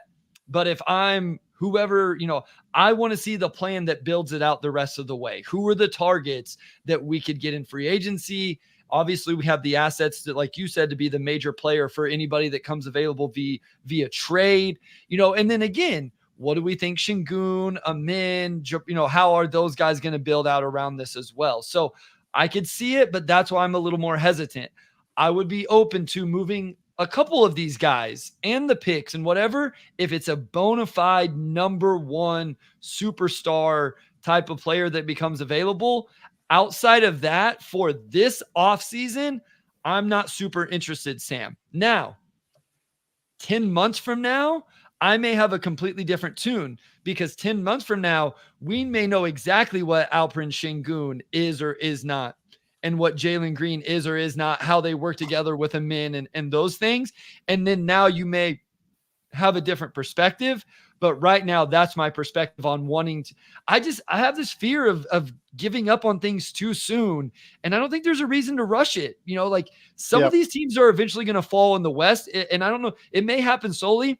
Minnesota's in cap hell with an ownership that we have no idea how much money they're willing to spend, but we have some precedents there. The Clippers, it's going to age at some point. The Suns, who knows with those 3 guys. The Kings, like I'm not sure how, like where that's all go. Then the Lakers and the Warriors, right? And so like you have 4 or 5 teams there that 2 years from now, maybe that's the year it makes sense to go for it. Okay. Next question here is, do you star hunt? Right. I think that you kind of brought this up. You do it if it's available. If not, then you should be happy to be patient. I personally, and I said I would answer these questions, I would lean toward being patient for many reasons that Bryce just brought up, right? Like, I think that they still have at least one more year to be able to build around this core and be able to make like rational, well thought out decisions at the end of the day. So if something crazy came available and I felt like I got a good price and a good deal, sure. But otherwise, I want to be patient. I want to build around these 6 guys. I'm going to bring a 7th guy in the draft this year because I have the 9th overall pick in all likelihood, or what's projected as the number 9th overall pick. I have like a 5% chance or whatever, 8% chance to keep my own pick. And then, I have this other Brooklyn pick, like could be if things really go right, like whatever, I'm for it. But I want to be patient. Like, I want to see what Jalen, like, truly, like Derek Reynolds says in in the comments on YouTube, like, Sam really doesn't like Jalen Green. I've like come around like quite a bit, I think, to be honest. No, like you have like, I'm at the point where like I'm like pretty interested in seeing where it goes with him. Yeah. I really, really am curious to know where this goes with Jalen Green. I just think we need to be realistic and also think about this from a holistic perspective of he had 4 months this year where he was pretty disappointing, and then 1 month in March against a bunch of bad teams where he was great. And now he's had like 5 games against good teams where he was not very good. So we're talking about a lot of different things here. You know what I mean? Here's the Rockets have different paths as well. And I realize like people probably get annoyed. I reference the Pistons a lot for a team that sucks. Like Cade Cunningham's going to get the max this summer. And here's why. If for no other reason, they have no other choice. There is one path in Detroit right now, and it's with Cade Cunningham. And like, that's even before we get into what he's actually done on the court compared to Şengün and Green and whatever. Like, to me, it doesn't even matter because that is the only path. To me, that's a compliment to the Rockets. It's a compliment to Şengün and Green and some of these other guys and the front office and the coaching staff in terms of you don't have to hitch your wagon to Jalen Green and just say, hey, hope it works out because we have no other option. So I think that's why this thing is so interesting is there are multiple paths they can take. And at some point you're going to have to choose one or start to eliminate these 2 over here, or let's go. But like, if you can put that off for another year, I don't think that's the worst thing because the more data you have to make a decision, the better decision you're going to make. Yes. You have time. You have time to be able to figure this out. Now, there are a couple just like small things I want to talk about with them. We've talked about the big picture things. The big picture questions are real. There's a idea with the Rockets. I think they are like 99% going to be utilizing an over the cap strategy this offseason as opposed to being under the cap and like using cap space. I will say that there are like semi-real avenues, I think, to which that they could try and be like an under the cap team. So currently, I believe that they have something like $124.5 million on the books for next season for the 9 guys that are like guaranteed money, plus their number 9 overall pick, plus 2 other like roster holds at the minimum. It's like right around 124.5, 125, like right in that ballpark. So projected it right around like $16 million in space. If they could get somebody to like take Steven Adams or something like that, and they wanted to go and like get Isaiah Hartenstein, right? Like they were just like, we want to be able to do some of the things that we do like in short rolls with Şengün, but then also have like this great rim protector on the interior. And we think there's like a substantial difference between Steven Adams and Isaiah Hartenstein. They have some flexibility to be able to do that. It would require not having Jayshawn Tate's $7 million team option, Jock Landale's $8 million non-guaranteed, Jeff Green's like $9.6 million team option, right? If they remove those things, they can do some things. Like Nick Claxton, by the way, like Dirty Dancer brings up Nick Claxton. That's like another real thing that they could do is way pay because they want Nick Claxton, right? I'm not suggesting that they should do this. I don't think they should do this. Because they have those flexible contracts, it's at least a mechanism that they can negotiate with some defensive bigs, because if you remember last offseason, they clearly had real interest in Brook Lopez, and that fell through. There is at least flexibility because of these options. I would venture 99% likely, maybe 95% likely to just be an over-the-cap team and be able to handle things that way. Do we think Steven Adams has a little bit left in the tank, right? Like we feel like he's going to come back from this injury. Like to me, whenever like that contract is tradable, right? Especially if they do go star hunting, that's 12.6 million that you can add into it. That makes a lot of sense. But yeah, I thought we talked about a backup center for them throughout the entire year. And so when they made that move, to me, that was a preemptive, like, hey, yeah, we know he's not going to play this year, obviously, but next year when we come back, there's our, backup 5-man. I would kind of, again, this isn't fun. It's not fun for Rockets fans in terms of like an exciting offseason outside of adding a top 10 pick. I kind of like you can almost pencil 9 guys into the rotation, the draft pick as a 10th, and then you still have guys like Landell and Green and Jayshawn Tate that aren't even in that 10. So those are 11, 12, 13. And so when somebody goes down for a couple weeks with an ankle or whatever, you feel like you have quality players to fit in there. I like that. Like that's what I like to see or would like to have to find out what all of these young guys actually are. So, I guess I'm leaning a little bit to like the true, like, let's just run this back again and get more data on it. Again, there's nothing fun about that. Maybe I'm missing something here, but that's kind of how I feel as we talk through it. I think you can just run it back and see what it looks like at the end of the day. I think that's like a real avenue for them. And I would have no problem with them doing that. I would bet you that they look into what comes available though. Sure. On the star market. I don't know that they'll actually do something, but we'll see what it looks like. And then obviously, like the thing is that like the Jayshawn Tate deal, for instance, that's a deal that you have a lot of options on. Like you could decide to like have him, you should almost certainly pick up his option. It's $7 million. Jayshawn Tate is a very valuable player. There is a team out there that would probably love to have him, that probably has like a trade exception or maybe will generate a trade exception that will be very happy to have him.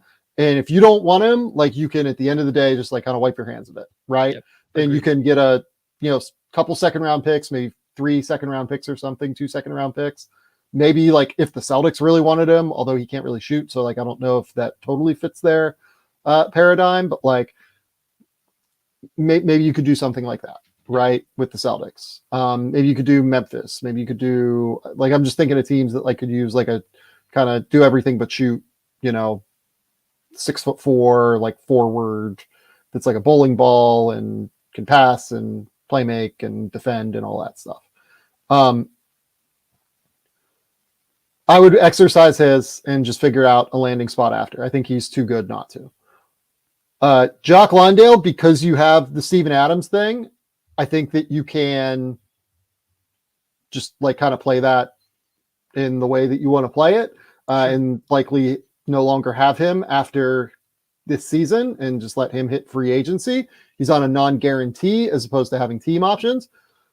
I will note, I think Jock Landale has been quite good recently and like not far off of an $8 million guy. And you have to remember, he got really hurt in the summer playing for the Australian national team. He's basically back to looking like what he did last year for Phoenix when he was really valuable, like for them in the playoffs, like outplayed DeAndre Ayton for quite a bit of time in those playoff series. So I don't like 8 million is probably a bit aggressive for Jock Landale. I don't think it's insane to have that on your books for next year. And then Jeff Green, it's just like, do you want the leadership around? Yes or no? And even if you don't, like, you have his non-bird rights or no, because you'd have a team option. So you'd be getting, well, no you'd team option, so you'd be declining that. Yeah, it'd be interesting to see what they do with him. Well, I was going to say, if you keep that's a little bit that's kind of a lot of money into the like fifth and sixth bigs. If we assume Steven Adams is the backup center behind Şengün, and then you have that's almost $18 million between Landell and like I feel like you probably make a decision between one of those two guys. But like you said, like if you feel like Green maybe isn't going to have it on the court, but you really value what he brings veteran leadership wise, but you have Adams in the locker room now. So like, it seems like maybe one of those two guys wouldn't be around. Again, not knowing exactly where all that money puts them in the cap and all of that and how it might hurt their flexibility. But my guess is you only keep one of those two guys. I would venture so as well.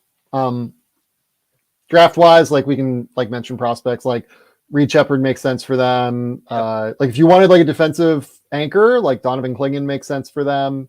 If you wanted somebody that's like a complement to Şengün, like I don't know how much guys like Matas Buzelis and Ron Holland and like some of these like bigger wing project guys like make sense for them.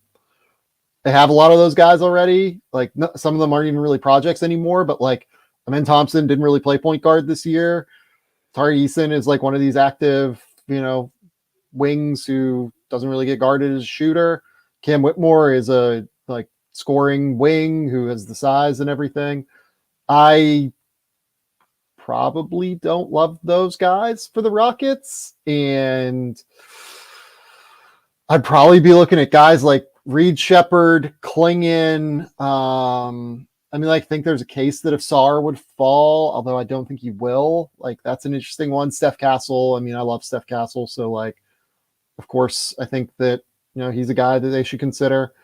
I've had Steph Castle in my top 5 for quite a while. We'll talk about that momentarily. But, like, that's where... What about Topic? Do you think Topic would make sense in terms of like a Fred heir apparent, depending on how much you think Amin's going to actually play as a point guard? Yeah, sure. Let's do it. Nikola Topic. Lock it in, Eddie. Let's go crazy. Okay. That's it for the Rockets. That was fun. That was quite a bit of fun trying to figure out the Rockets. But I have something way more fun for you right now, Bryce. Okay. Have you looked at Twitter like since we've been doing this? Oh yeah, I saw yours. Folks, while we've been recording, and this is something that it got more serious. Yeah. So by more serious, like I think it's happening. I'm pretty sure, based on the way this is being reported, and it looks like Pete Thamel is like saying that this is happening. The Athletic reported it, that it's serious. Who else? Norlander said it's serious. This is a thing. Shams tweeted about it 12 minutes ago. Yeah. John Calipari is reportedly in serious talks and, according to Pete Thamel, finalizing a deal to be the head coach at Arkansas next year. So let's talk about this. Okay. I kind of got so here's let's like go full picture on this first. Andy Enfield decides to leave USC to go to SMU. SMU fires Rob Lanier after 2 years in a firing that like people were like kind of questioning at the time, that like didn't make a crazy amount of sense. Enfield leaves USC to go take that job that like people had questions about opening. Eric Musselman leaves Arkansas to go take USC because Enfield took SMU. And now SMU firing its coach has been the domino that leads to John Calipari potentially leaving Kentucky. This stuff happens like in crazy ways, man. This stuff truly happens in like flat out wild ways with the coaching carousel. So here's the background on this. Being at the Final Four this week, like I was in a lot of rooms, talking to a lot of people that have way more power in this industry than I do. We had a lot of questions about what exactly was happening with the Arkansas search, because there were the Chris Beard reports for a minute. There was the Jerome Tang piece of it for a minute. And after those two things happened, truly, like at least as of like Friday, and then it went kind of silent on Saturday, it felt like, where everyone was still asking the questions. There was like a real thought of what in the world is Arkansas going to do? Like nobody really had a great indication. Like it didn't seem like people like brought up Bucky McMillan. Like that didn't seem like it was going to happen. People brought up like other like mid-major names. Those didn't seem like they were going to happen. People brought up Will Wade. Like we'll talk about Will Wade in a minute here because that'd be amazing. But someone brought up like Will Wade to me, and I guess like that didn't seem like it was going to happen. And there was like a lot of questions about what in the world Arkansas was going to do. Nobody really had like a great feel for it, it sounded like. And now here we are today. I started to get like texts and calls about this. I don't know, like while I was on the plane, I guess, from Phoenix to Portland. So like midday Pacific time, like something like that. Like a couple people like shot me a note, like asking, like, is this a thing? Like, what is this? And I was like, I don't know. Like, if you're telling me it's a thing, maybe it's a thing. But I haven't been able to get a handle on Arkansas. So, you know, ask somebody else that knows, because I'm not like some insider on the coaching carousel. I know people, but like I'm not nearly as connected as like Borzello and, you know, Norlander are on that front. But I started to get like text messages about it earlier in the day, and I was like, this is interesting. Seemed real by like, you know, 4 o'clock. Like it might actually have, like there might be some legs to it. But the thing is that John Calipari kind of does this, right? Like he kind of flirts with things. Like I'd heard rumors about him flirting with like a different job earlier this year that I don't really want to say, because like I don't know, like it's out there. I don't know what people know. And I don't know if it's worth reporting and people will take it. But like I'd heard like some things, and then he decided to recommit to Kentucky, right? I guess that like to me, Arkansas probably does make the most sense for Cal. The piece of this that is interesting, and I guess that why this is happening, is he is very close with the Tyson Chicken family. Okay. That's what I believe like Kyle Tucker reported that, and like the other people have reported that at this point. This is something I had no idea about until today, right? Like I'm not sitting here saying that this is a thing, right? But like I truly just like don't even know what to say about this. It feels crazy to me that we're at a place where John Calipari is like actually not going to be the coach at Kentucky, because like it's hard for me to remember a time where John Calipari was not the coach at Kentucky. But like, look, Pete Thamel is saying that they're finalizing this. Like here, I'll bring it up on the screen while we're talking. If Pete Thamel is saying that this thing is going to be final, like Pete's a guy that has way more sources than I do. So like Pete, if Pete nailed this, you know, Pete is somebody that I would believe to nail this, I guess is what I would say.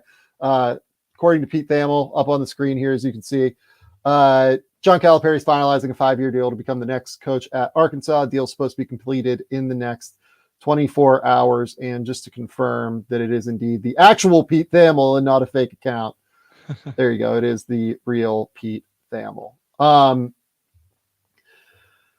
What is your thought on this? Like, this feels crazy and insane, and like I don't even know what to do about this. No, like this is not something I thought this whole thing was over, right? Like whenever they lost in the tournament, we got the immediate reactions, right? And the talk of the buyout and what was going to happen, and was this the time to move on from Cal? And it was like nothing ever came up, so I had moved on. And I don't follow this stuff super close anyway.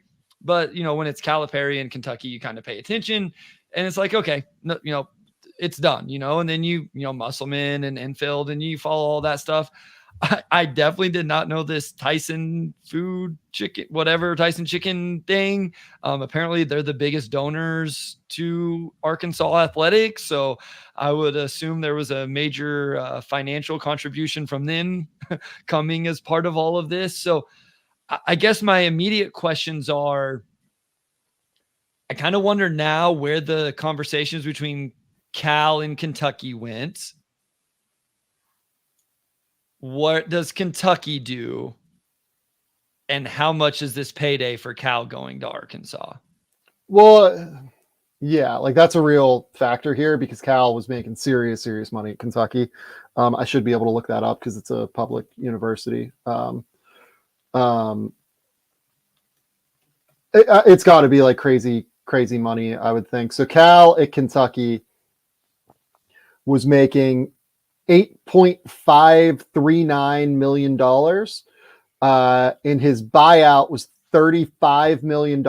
I would imagine that like the way that they're handling this buyout is like, hey, we all want to wash our hands of this. Like, let's just cut bait and move on and, kind of handle this the way that we handle it. The relationship, just like publicly, always seemed like a little bit strained between him and Mitch Barnhart to me. Like it seemed like there was like a weird energy there always. So like I'm not wildly surprised, I guess, that this is happening.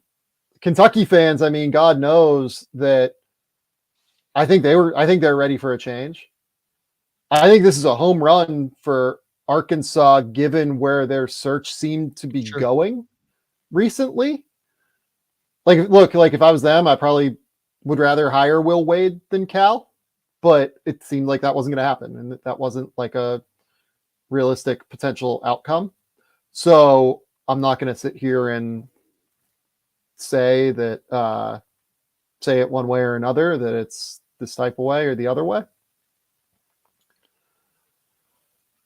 It's just stunning. Like it really is stunning to me that John Calipari is not going to be the coach at Kentucky. Having said that, I am the same person that came on this podcast the Sunday after the NCAA tournament and said, yeah, it's time for John Calipari to never coach a game at Kentucky again, because not being able to figure out the Oakland zone whenever everybody on planet Earth knew that Oakland was going to play that zone was a serious problem to me. Like serious issue to me. I still like him flabbergasted that they lost that game. That team, other than Connecticut, that was the most talented team in the country this year, I think. Truthfully, that was the most talented team in the country outside of Connecticut this year, I think. Yeah, I thought I felt pretty good about. Obviously, this is what happens when you try to fill out a bracket. I mean, the only thing I've gotten right so far is Connecticut, and if they win tomorrow, then I guess I pick the winner. And I don't know, that's something. Not really. Whenever it's Connecticut, since they were the favorites, but yeah, I had Kentucky in the Final Four. I thought they had the floor spacing. I thought they had the scorers. The defense was always a question, but like I didn't think they were going to lose because they couldn't go figure out his own defense. I mean, we talked about it leading up, so. But yeah, I mean, I still like Cal's, Cal's still a big name in this industry that wins games and gets high level talent. And I don't assume that stops at Arkansas. So I'm with you. Yeah. I mean, maybe I'm missing something, but I feel like this is a really good hire for Arkansas based on whatever other options were out there that, I don't know what all of those were. And then again, my next question goes to, okay, now where does Kentucky go from here? Like how do they, because, Cal's been there for a while. Like it's been a huge part of it, but that's a big time program. So I'm sure that coaching search will be fascinating to watch and see who they're able to connect and bring in to replace him. So Goodman is reporting right now, that Cal's contract is going to be between $7.5 and $8 million per year.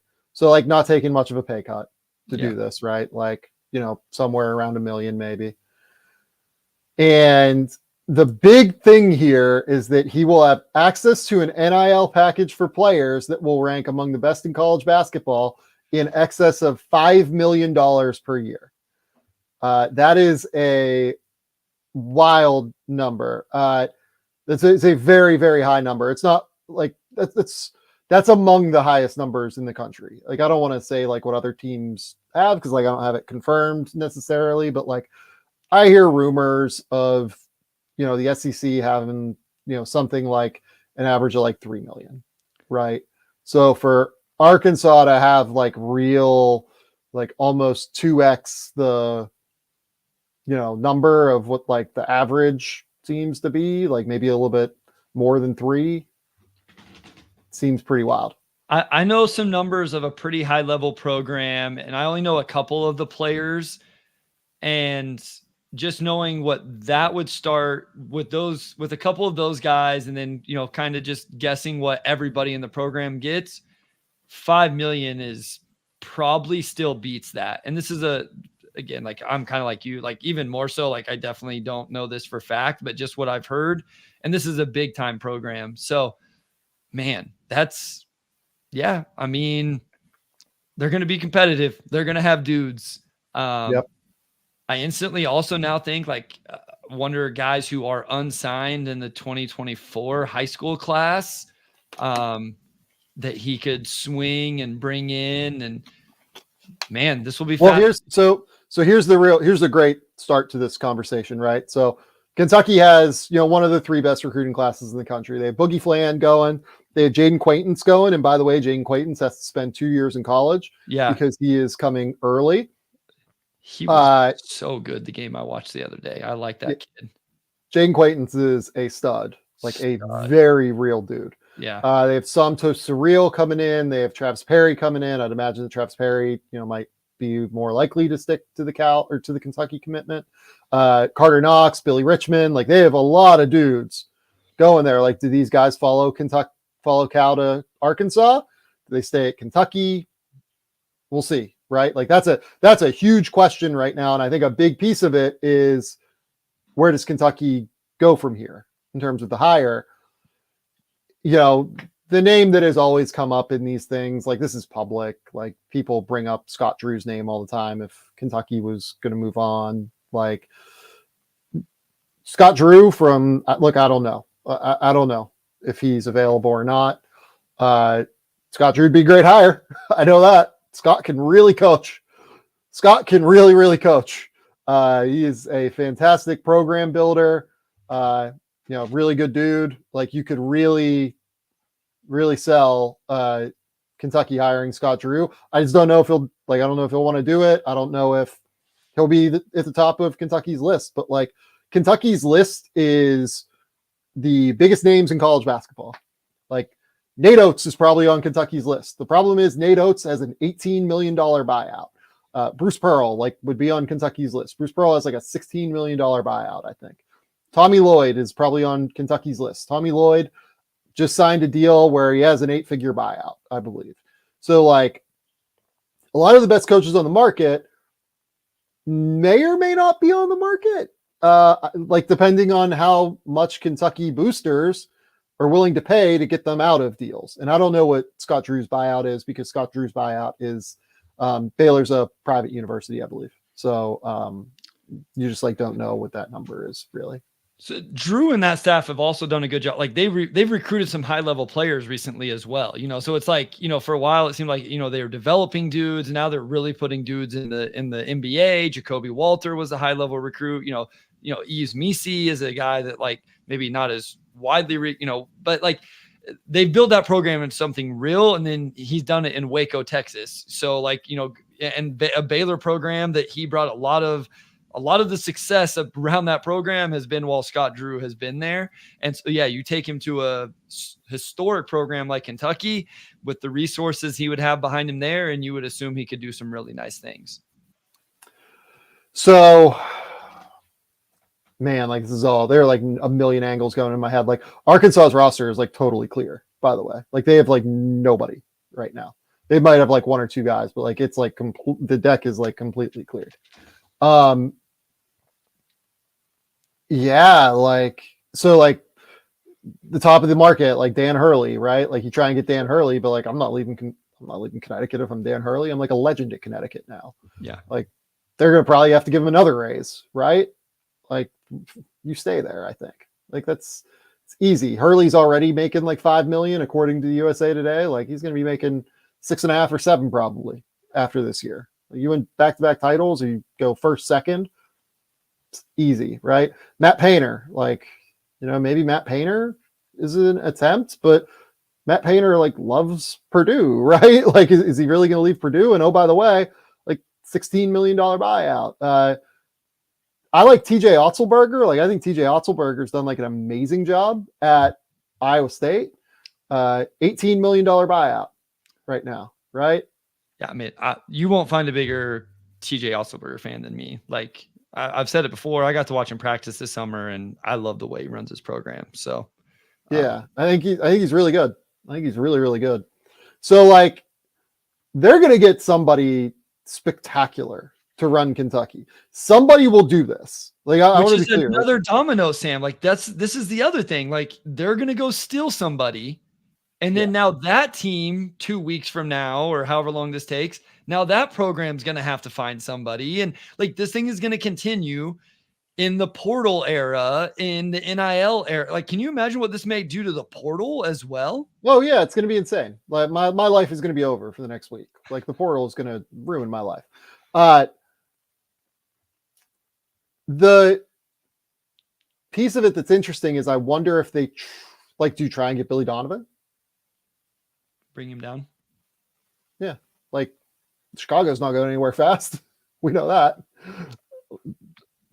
But like Billy Donovan seems like he likes coaching in the NBA. So maybe he doesn't want to go back to college. And that always seemed to be the thing with Billy Donovan. Like he doesn't really want to go back to college. So maybe the NIL like idea has changed that.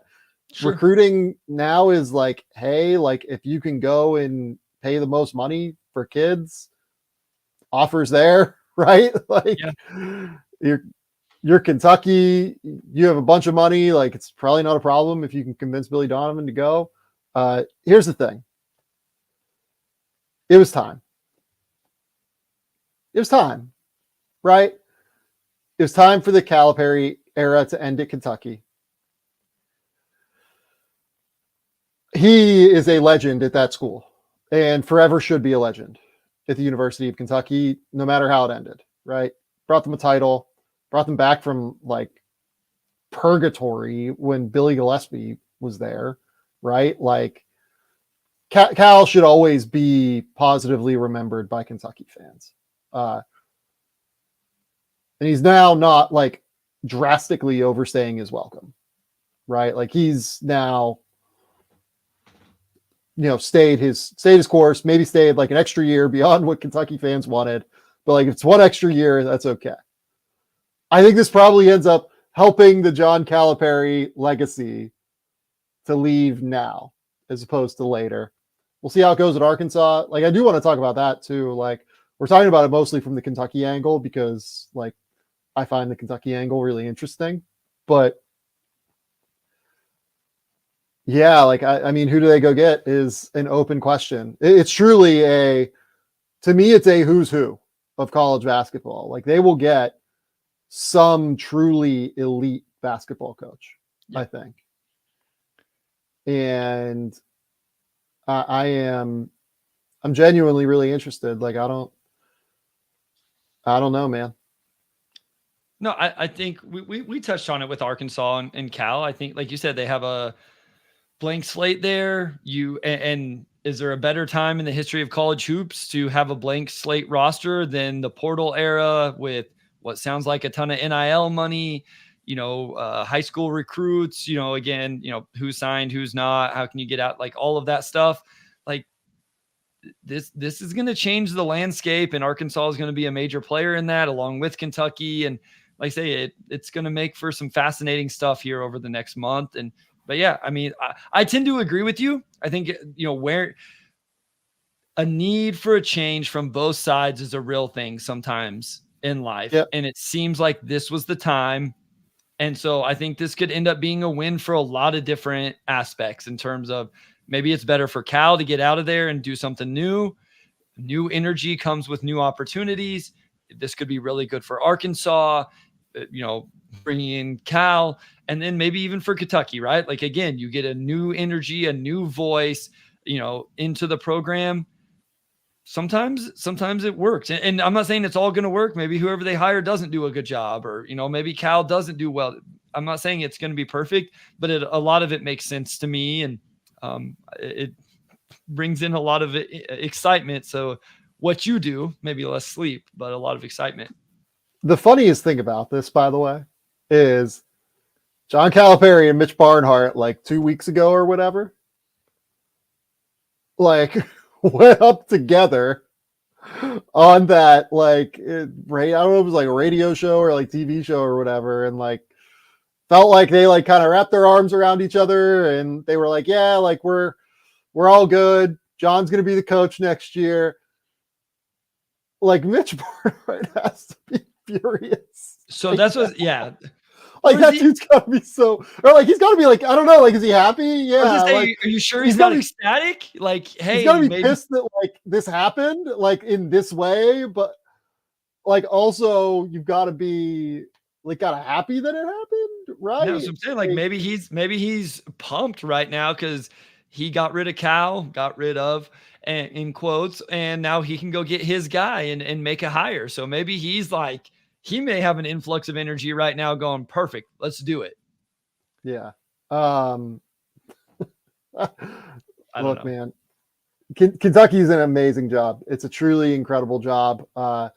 Look, I've always been like a Kentucky basketball fan because I truly love Kentucky basketball fans, because I know for a fact that those people watch those games because those dudes very, very seriously will get detailed on why they disagree with you.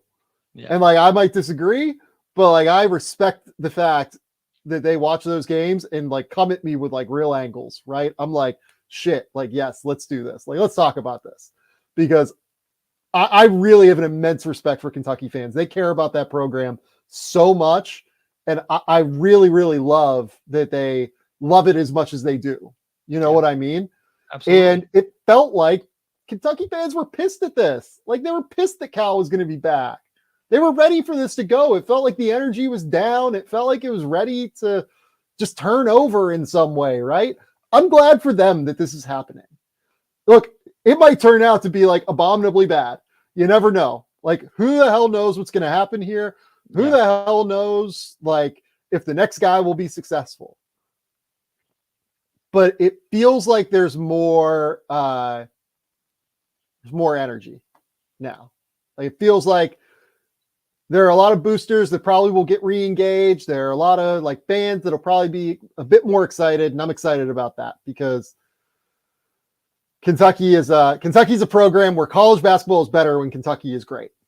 That's my opinion. College basketball is drastically better when Kentucky is real and legitimate and awesome. So I need Kentucky to be as good as possible. I genuinely, like, people think that like I joke, like, other media people like make fun of me, like not make fun of me, but like they'll like ask me like why I like Kentucky fans. And that's why. They're crazy. They know they're crazy. And I know that they give a shit about this, is why I love them. Like, I feel the same way about Indiana fans. I know Indiana fans like give a shit about this. I like fan bases that like really truly care. I'm all about that, man. I'm all for it. In terms of like Arkansas, we haven't talked a lot about Arkansas, I guess. We'll see who comes with Cal, what players, everything like that. I'd imagine that like at that number NIL wise, like I may be able to give some of those kids a raise that were like planning on coming to Kentucky. So like they might come. Look, I don't think John's a very good coach anymore on the court, but in terms of adjustments and in terms of like being able to make moves on the fly in games, I think there are just better coaches out there. But here's the one thing I will say. I have a lot of respect for how John Calipari made genuine changes this summer and made the offense a lot more modern and made the offense, he heard it for years. It took him years to change it, right? It took him so long to be willing to actually do anything. But he did it. And I think he deserves credit for doing that. And I hope he brings that to Arkansas. I hope he realizes that, like, this is the way to play basketball in the modern age. If he looks at Arkansas as like, I'm going back to the old Cal. I just saw Vance Wahlberg, the originator of the dribble drive motion, get hired at Fresno. I'm going back to that. It's going to be a catastrophe for Arkansas. Like, it won't go well. I don't think people will be Arkansas fans will be disappointed. Won't be as successful as Muss was. Like, think about this. John Calipari at Kentucky had to live up to the Billy Gillispie era. The Billy Gillispie era at Kentucky was 2 years of total shit show. They went like 8-8 in the SEC is last year. They finished 18-13 his first year, and they went 8-8 in the SEC the second year. Like that was a total mess that ended in total mess. Trying to remember like the exact circumstance, like how Billy Gillispie ended up like getting like, fired or whatever. It was it was like an incompatibility according to Barnhart. And like he failed to sign like a formal contract. Like the whole thing was super, super weird with Billy Gillispie. It was very strange. He's going now to Arkansas, where the Eric Musselman era, like they made 2 Elite Eights and a Sweet 16 back to back to back before this year, which was like catastrophic. Yeah. The odds are that this will be a downgrade for Arkansas. It feels good because the search seemed to be like in a strange place as it's happening. And like the process of kind of landing here is weird and interesting, but like the odds are this will not be as successful as the Muss era because it's really freaking hard to make back-to-back Elite Eights and a Sweet 16 in a 4-year stretch. Yeah, no, I mean, like you said, it's coming in with expectations after what was there before you. But at the end of the day, there's still like, we know he's going to bring in talent. So can he continue to modernize or grow as a coach during the 40 minutes of play and all of that stuff? Will kind of be where it's at. And he's going to have talent to go win big every year if he can figure it out. So like but you're right there. This last year was not great for Arkansas at all, but before that, some real successful seasons. So it's, Arkansas fans are going to be expecting a lot. Like he's definitely going to have to live up to some high expectations, especially when you factor in the contract and the NIL package that was referenced earlier. Yeah. Man, all of this is like kind of mind blowing. By the way, like we were going to talk about the Final Four. I was at the Final Four. I sat courtside. It was fun. Like, remember when our plan was to talk about like Zach Edey and Donovan Clingan, and like I was going to talk about Cam Spencer for a while, and Stephon Castle, and yeah. What happened? Like, I'll say this. John Calipari is the only person that could have made us forget about that. And for that, he's like kind of a legend. It was the first thing I thought of too. Like, really, the Sunday of the Final Four before, there's only one basketball game to watch tomorrow. The NBA is taking the day off, and we're going to wake up tomorrow and we're not going to talk about Clingan versus Edey, which I'm super excited about. Everybody's going to be talking about Calipari and who's the next coach at Kentucky and what players are going where. Like, they stole the show of Final Four, at least until the ball tips tomorrow night. Yep. If I had to put a Kentucky list together, I'm calling Danny Hurley. I'm calling Nate Oates. I'm calling Billy Donovan. I'm calling Scott Drew. Those are the 4 to me. Those are 3 national title winners, and Nate Oates, who like maybe this is where we transition now to the Final Four stuff, because I thought Nate Oates and the Arkansas staff did about as good of a job prepping for that Connecticut problem as you can last night. Like, I thought he was fantastic.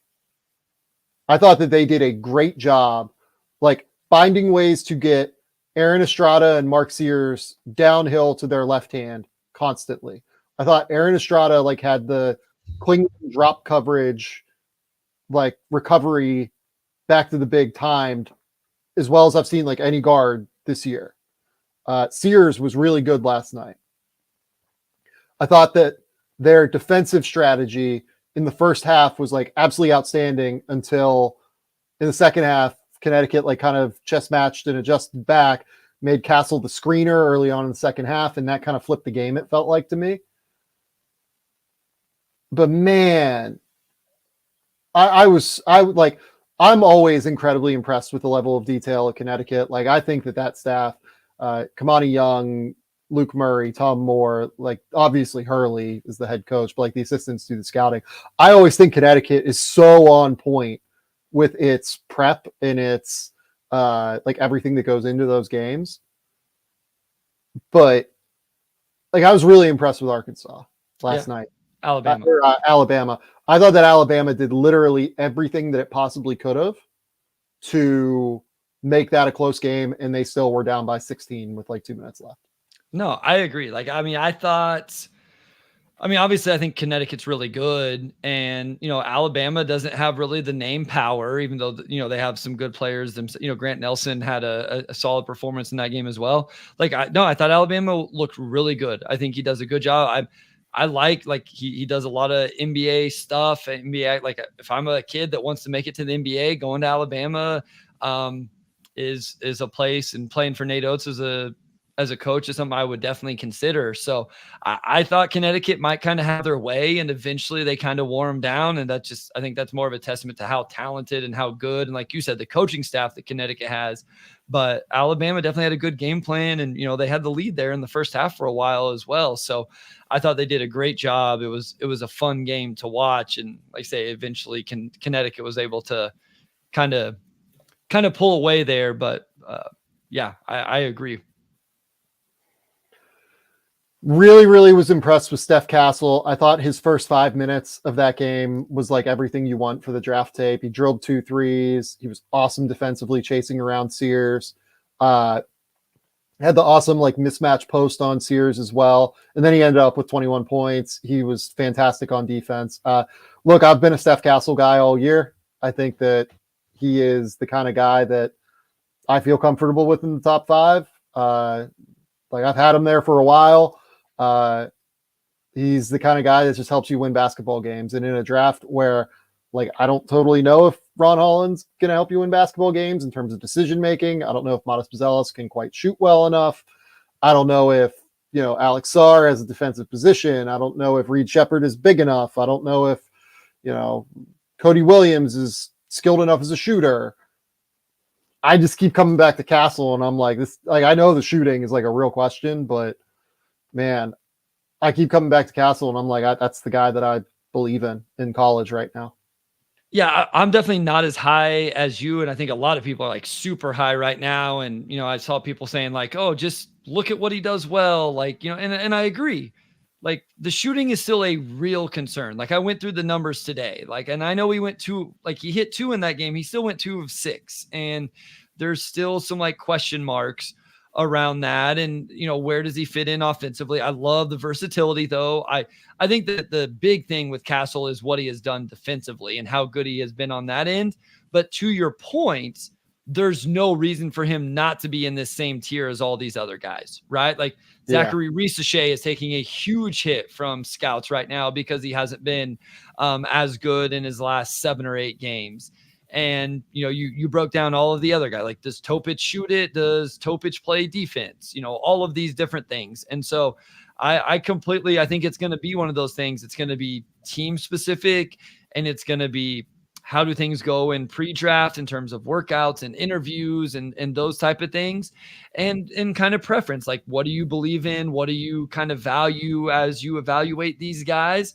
And, I think some people are going to end up with Castle extremely high, especially if you think he can shoot, because the free throws percentage isn't bad. And he's gone on, I think there was a 6-game stretch where he shot like 44% on 3 a game. So there were stretches where he was able to show it. So that was a big time performance on a big time stage though. So like shout out him for being able to put that together.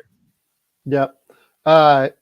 Look, I got lucky and got to see Donovan Clingan last year at the Final Four in person. Like, unbelievable in terms of his mobility at his size. I thought he was awesome. I walked away from that game like trying not to overreact. I thought he was awesome. I think he is absolutely outstanding. His defensive ability is so terrific. He is so adept in terms of backpedaling in drop coverage that it is ridiculous at that size with that kind of length. His timing, blocking shots is unbelievable. He erases everything at the rim at that level. I think he is a real dude. I think he is a very, very real dude. I have him in the top 5 now too. So like I had him at 8 before the last 2 weeks of games where he played really well against Illinois, played really well against Alabama last night. I had him at 8 before that, and like I've just continued to be sold on him. Like he's just really good. I did not have him in this tier that we just talked about of all the names we mentioned. And in the last couple of weeks, I've moved him into that tier. And it's because, and again, I want to emphasize something with him. This is kind of what some people thought he was going to be, or the tier he was going to end up in before the season. And then there was the injury and kind of a slow start. And I still have some questions about how many minutes he can play. He's answered those a little bit. I think he played 29 on Saturday night. Monday night is going to be fascinating, obviously. And I'm interested to see how many minutes he plays, because if there's one thing Zach Edey does do, it's play a lot of minutes. And I do give Edey a lot of credit for that. But, no, I think Clingan's mobility, I think it was like the first offensive possession for Alabama. He had a recovery block where he was off the ball and made up for somebody else's mistake. And I was just like, yeah, this is the stuff you want to see if he's going to be a defensive anchor. Absurd player. It's completely absurd player. Other guys, I mean, look, I can't sing the praises of Cam Spencer enough. I've been talking about him on this show since August. I think before people like really knew who he was, because he came from Rutgers, and like not a lot of people watched Rutgers basketball last year. Cam Spencer is the best version of a basketball crazy person I've ever seen in my life. Getting to see him in person, that was the best part of everything for me last night, was getting to see Cam Spencer do all of the Cam Spencer shit in person. That dude, CJ Moore and I were sitting next to each other. We watched him have like 4. We started counting. He had 4 offensive rebounds, like enormous offensive rebounds. Had an amazing like contested defensive rebound, and then at the end, he seals the game with like this awesome like dive on the ground, like floor burns all over his like leg and arm. Gets the ball, kicks it out, like gets them going like the other way. It was unbelievable. He drilled multiple threes, including like an absolute fucking dagger at the end of it. I love Cam Spencer as much as I love any college basketball player that I have seen in 10 years. Truly. He is one of my favorite basketball players. And oh, by the way, after Hassan Diarra at the end got like kind of like drilled in the head when he was sitting on the ground, Spencer like kind of like is standing around like waiting like to make sure everything's going to be good, like with the Alabama players and everything. And then he sprints over, fist pumps for the Connecticut fans. And like the whole thing like goes completely off the rails, bonkers. That's a thing that Connecticut does better than like any team in the country. They play to their fans and like get them involved way better than anybody else in the country. Hurley does it. Spencer does it. You'll see Clingan do it like after a big block or a big dunk. He'll like look at his fan base and he'll scream. they do such a good job on court of making it loud so that like when the other team is in a really big spot, it just feels like a fucking avalanche coming down the hill.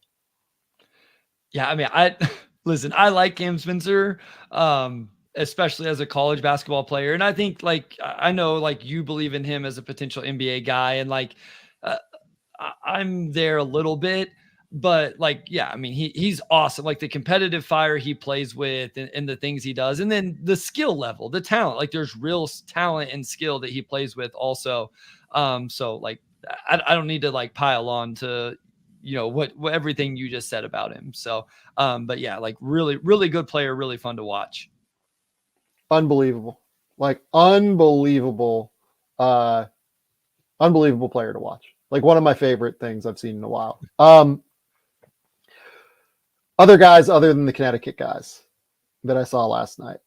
Mark Sears is a guy that like I just keep kind of moving up. Like I think I was like too low throughout the course of the season. Like getting to see him in person. People keep bringing up Jalen Brunson with him. I get why, just in terms of being like the smaller guy, like that has like the change of pace stuff and is a lefty. He's like nowhere near as like broad, and I think he's even like a couple inches shorter than Jalen Brunson. If you made me bet, like he might be like lower end Jalen Brunson, like does some of the same things like as a scorer and stuff, and definitely is like more scoring centric as opposed to being like passing centric. But like he's a real like backup point guard, I think, like a real dude that can like really play in the NBA. Yeah, I mean, I think where I'm at with a lot of those guys, like there's just how many of those guys can we actually have in the draft, right? So like who is he?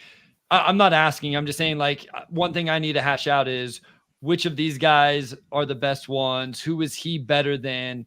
Because we can't, NBA teams aren't going to draft 6 of these guys or, whatever of these 6'1" point guard, backup point guards. Or maybe they will, but like, I think I just got to hash out which couple do I believe in the most kind of in that second round to like undrafted, like teams are going to really value them. So. Yep. Yeah, second rounder for me with Sears, but like a guy that like probably should be a second rounder. I think like I'm trying to remember what Mark Sears measured at the elite camp last year. Cause like Jalen Brunson's like somewhat tall. Like Jalen Brunson's, not tall, but he's like 6'2", 6'2.5", something like that. Sears was 6 foot with a 6'2" wingspan. Like he, I'm telling you, like in person, he looks a lot smaller than Brunson. And that's going to be like a real factor for him as he goes up in competition level. I do think though that he's like a real like potential backup. I have him in my top 60 now, I will say. A real like interesting player though. Grant Nelson is also really interesting. And I'd seen Grant Nelson work out before. So like I had a good feel on what the athleticism was. That dunk he threw down on Donovan Clingan was like, if someone like would have caught me with a camera, like when he did that, like my face would have been like a fucking meme. Like it was ridiculous. No, it was nice. Yeah, no, I mean, he's gone there almost 50% from the field. The 3-point shooting still hasn't been, but the free throw percentage has been good. Protected the rim himself a little bit, 1 point, and this was a major jump in level for Grant Nelson. He's an interesting one, because he had that stretch last year where kind of he became a social media darling for the NBA draft. And it's almost like it hit too soon, and he entered, but then came back and transferred to Bama. And, I think people have kept eyes on him, and it'll be interesting. What kind of where that goes this season with Grant Nelson or this draft process, this draft cycle. Yeah. Like, honestly, I think you could like go back and be fine. Sure. It makes sense for him to go back. Who else? What else? Anyone else in the first game? I mean, we probably should talk Edie. Yeah. I mean, like he's fine. My one big thing with Edie from that game was I thought some stuff happened a little slower than what I would have liked. Like, yeah, he couldn't pass out of the double team as quick as I wanted. He isn't able to like recover to block a shot at the same way Clingan it or Yeah, same way Clingan is.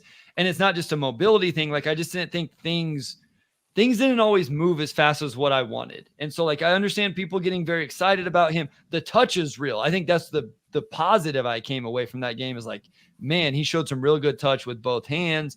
But it's like, how's this going to look on an NBA floor? Does he move faster because the spacing is better? Because we know Purdue just kind of like, plays super physical and there's not a lot of room to work. But I came away with some questions on like, how quick are things going to happen? And then how far does that put him behind? And then how much of an impact is he going to, like, first round pick? Yes. But I'm just saying, like, how high does it go whenever I have some of those questions? I agree with all of that. I think that's all really fair. I thought he did a good job defensively, like anchoring in the middle. He also like does the thing where he lets shots go around the basket. Like, that's a real factor, of course. Yeah. Just to stay out of foul trouble. Yes. As much as anything. Sure. Yeah, just a really good player. Like, I buy Zach Edey as a college player. I thought last night, like, none of the foul grifting stuff, went his way even, really. Like, very little of it, at least. And he still was utterly fantastic. So, yeah, I thought he was really great. Trying to think of like anybody else. Not really. Like, nobody else in that game. Caravan, no, and that's just in the first game. Like, Caravan hit some movement threes that I thought were interesting, because like that's one thing with him is what his role in his archetype can, how much movement. And I think Monday night's going to be a real interesting game with him, because he's gonna have to guard Trey Kaufman-Renn, and so is he able to hold up physically, with that matchup. So he's a guy. Caravan's just a wing that I'm interested in. I have him kind of in a set range into the first, top of the second, mid-second, somewhere in there. And so just a chance to watch him a little bit more on this stage and kind of see how he performs as well. The thing that I will say about the title game is I don't know how Purdue guards them. Is kind of my question. Sure. I've seen some people think that like that game should be a pick 'em and like should be like really close in terms of spread. I don't. Yeah. I think Purdue can like potentially get like Donovan Clingan in foul trouble and like really, force the issue with Edey potentially and like make some things difficult for Connecticut. But I think like 7 points is right. In terms of like who should be favored in that game. I don't like the teams that give Connecticut problems are the teams that can like really heat you up at the point of attack and like can really like speed up their guards. Like Tristan Newton, Cam Spencer, these guys aren't like crazy athletes that like are wildly shifty. Like, you want to be able to like disrupt them at the point of attack, throw off the timing of all of their off-ball movement and like all of the sets they run, and like really get physical with them as they go through all of those screening actions off the ball, right? Like, much as I like and respect, Braden Smith and Foster Lawyer and Lance Jones, and I think Lance Jones can do a little bit of this. Those guys like aren't going to do a whole lot of that. Yeah. And that's what really, really worries me about them trying to deal with that offense. I would imagine that the way they'll go about it is probably have Steph Castle guarding. They'll probably have Zach Edey guarding Stephen Castle and let him like kind of sag off into the middle of the paint and just beg Castle to make threes like Alabama did last night. And then they'll have Trey Kaufman-Renn guard Donovan Clingan with Zach Edey coming over as the help man. Yeah. I think that makes sense on defense. But the problem with that is I don't know if that works for Purdue on offense, because Purdue's offense is way worse with Kaufman-Renn in. Yeah. Well, and the other thing is Connecticut's not going to have to double, hopefully they won't have to on the defensive end. And now you take those floor spacers and you take away some of their looks on the offensive end. And so if Clingan is able to hold up the way you would hope, or at the very least, like I thought DJ Burns did everything he could. and the other bigs as well, but none of them had the length that Clingan has. And so, Edey's going to get some, but Clingan should be able to disrupt and make some of those shots way tougher, where like you feel comfortable just playing one-on-one, and then you can stay attached to all of those floor spacers. Now, like you brought up, the issue with that could be if Edey is able to draw a couple fouls, and then Samson Johnson is like kind of a springy big, but he's not like, you're going to have to double whenever your Clingan's not on the floor. So then things could open up offensively for Purdue. But then if Purdue misses shots, Samson Johnson is going the other direction. And they're going to have odd man advantages that way. I may be more interested to watch Edey try to guard a pick and roll with Samson Johnson than Clingan. Because like I want to see if Edey can. I mean, he's probably just going to stay deep drop anyway, but if they can force him up just a little bit, and then if Johnson can get behind him, and if Edey can contest a lob to him or run the floor with him, or if he doesn't get his body into him on a box out, can he keep him off the offensive boards? Just like his athletic profile is a little bit more of what I'm worried about for Edey at the NBA level than say a Donovan Clingan. Yeah, I agree. Look, the thing is that Zach Edey can go 40 minutes. Yes. And Donovan Clingan cannot. Like, yeah, guys, like I'm telling you, like you see Zach Edey in person, like he is in unbelievable shape. Yep. Like mad respect. He is in incredible shape. His his conditioning program has to be absolutely elite. He has done such a great job of working his body into shape. Like he's completely good being out there for 40 minutes. Clingan will play like 30 probably. The way for Purdue to stay in is to beat Connecticut in the non-Clingan minutes. Yep. And they have to like blast them. Dominate them. Yep. In the non-Clingan minutes. Because I think it's going to be really, really hard for Edey to be like as wildly efficient as we're used to against Clingan. Yep. Yeah. So you can't let Samson Johnson come in and get a run out in transition and an offensive rebound and a lob dunk. And now, Connecticut's playing you even without Clingan on the floor. I think Connecticut by double digits. Yeah. I mean, I picked them to win it. I've been all in on it. I think Hurley's a great coach. I think they have a really well-rounded roster. They have competitors. They have floor spacers. They have Stephon Castle, who does a little bit of everything. Like, I mean, maybe I think either if Edey is able to get guys in foul trouble and dominate, that's the way Purdue stays in the game. Or if Purdue just goes nuclear. But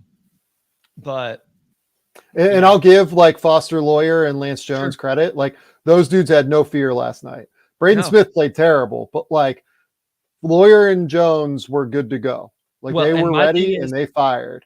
I'd put Stephon Castle on Braden Smith and just like 100%. I mean, and 100%. Just let him hound him starting right at half court. See if you can force a couple more over and backs. And he turned the ball. Like I would just make his life miserable. The other problem with that is that it's not just Castle. They can then throw in Hassan Diarra after it. Yep. And just Diarra will do the same thing. Like they have multiple bodies to throw to disrupt Braden Smith like that. And like disrupt the flow of their offense at the point of attack. It's going to be. I think this is not an ideal matchup for Purdue. Well, they might get home in the non-Edey or the non-Clingan minutes to the point where it works, but like schematically, this is a bad matchup for Purdue. Yeah. No, I agree. Yeah. Okay, Bryce, tell the people where they can find your work. Tell the people what's going on. Yeah, at Motor City Hoops on Twitter, Pistons, NBA draft content, have some stuff over at Substack, all the same stuff. The Pistons Pulse podcast, if you want to listen to Pistons specific. 4 more games, Sam, 4 more games. Other than that, Game Theory podcast with Sam Vecenie. Do you want to do the movies piece of it now? We were planning on going for like an hour and a half today. Yeah. But then Cal like blew that to shit. Yeah. Do you want to talk about movies or do you want to wait until like Wednesday or Thursday? I'll just let me give you the ones I watched and then you can give me your thoughts. So we watched The Game, which is an older movie. Yeah. Okay. And then we watched 10 Cloverfield Lane. Yep. which my other co-host Amari Sankofa recommended, and then we watched Tenet. Yeah, 3 great ones. Yeah, so 3 absolutely great ones. I told Ranny I walked away from all, like, none of them made me go wow, but they all had my attention the entire time. Tenet was probably my least favorite, just because like time travel stuff, like Tenet. So you're not going to rewatch Tenet. Like, there's just no way. Absolutely not. Tenet makes a lot more sense the second and third time that you watch it. It is like genuinely awesome. I think like the first time you're like trying to like get the sound right. You're trying to figure that out. And like, you're trying to figure out like what in the world's happening with all of these like temporal piercer movements and everything. Like, but once you figure out that piece of it, it's really good. The game's awesome. I have the game. I have the Criterion of the game. It's so good. Like, that was probably my favorite, because like I won't spoil anything, even though it's like 20 years old. But I'm like, I kept going like, how are they? Wait, now what are they going to do with it? And then the next thing happened. I'm like, wait, what are they going to do with this now? And like, I thought I had it figured out at one point, and I kind of did.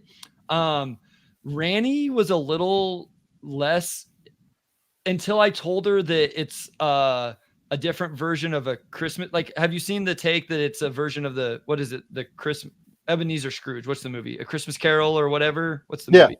It's like a version of that where like, so she's like, oh yeah, I can see the connections and the relationships there. I really like 10 Cloverfield Lane. Like, I didn't love that it went sci-fi when it went sci-fi, but I guess there's a whole, that's kind of the brand, the Cloverfield like franchise. Yeah. And I wish they would have landed it in a little different way, but again, like, it had me fully invested the whole time. So, like I was cool with it. Yeah.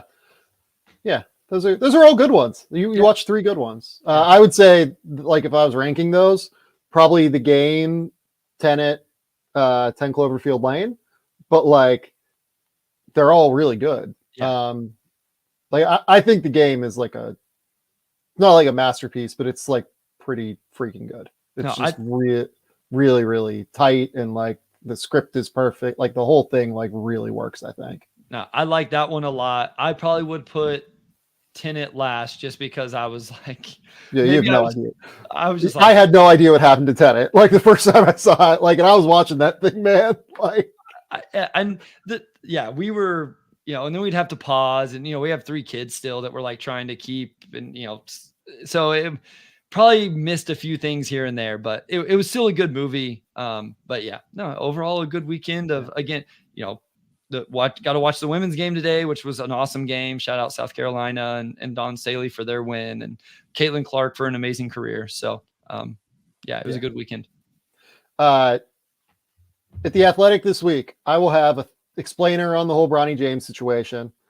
I will have preseason top 25 with CJ Moore that he and I need to get on a call about and figure out what the fuck we do with Kentucky at this point, because what does all this mean? I don't know.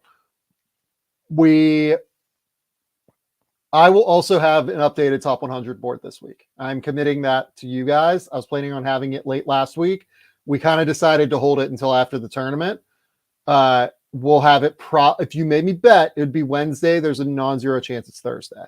I have the board like listed and everything. I just have to write. And the problem is that I have 2 things ahead of it on the list to write right now. So keep it locked here. I'm really excited that we got a chance to talk about all of this. And I'm glad the Cal thing happened when we went live. Yeah. But until next time, we'll talk soon. Bye.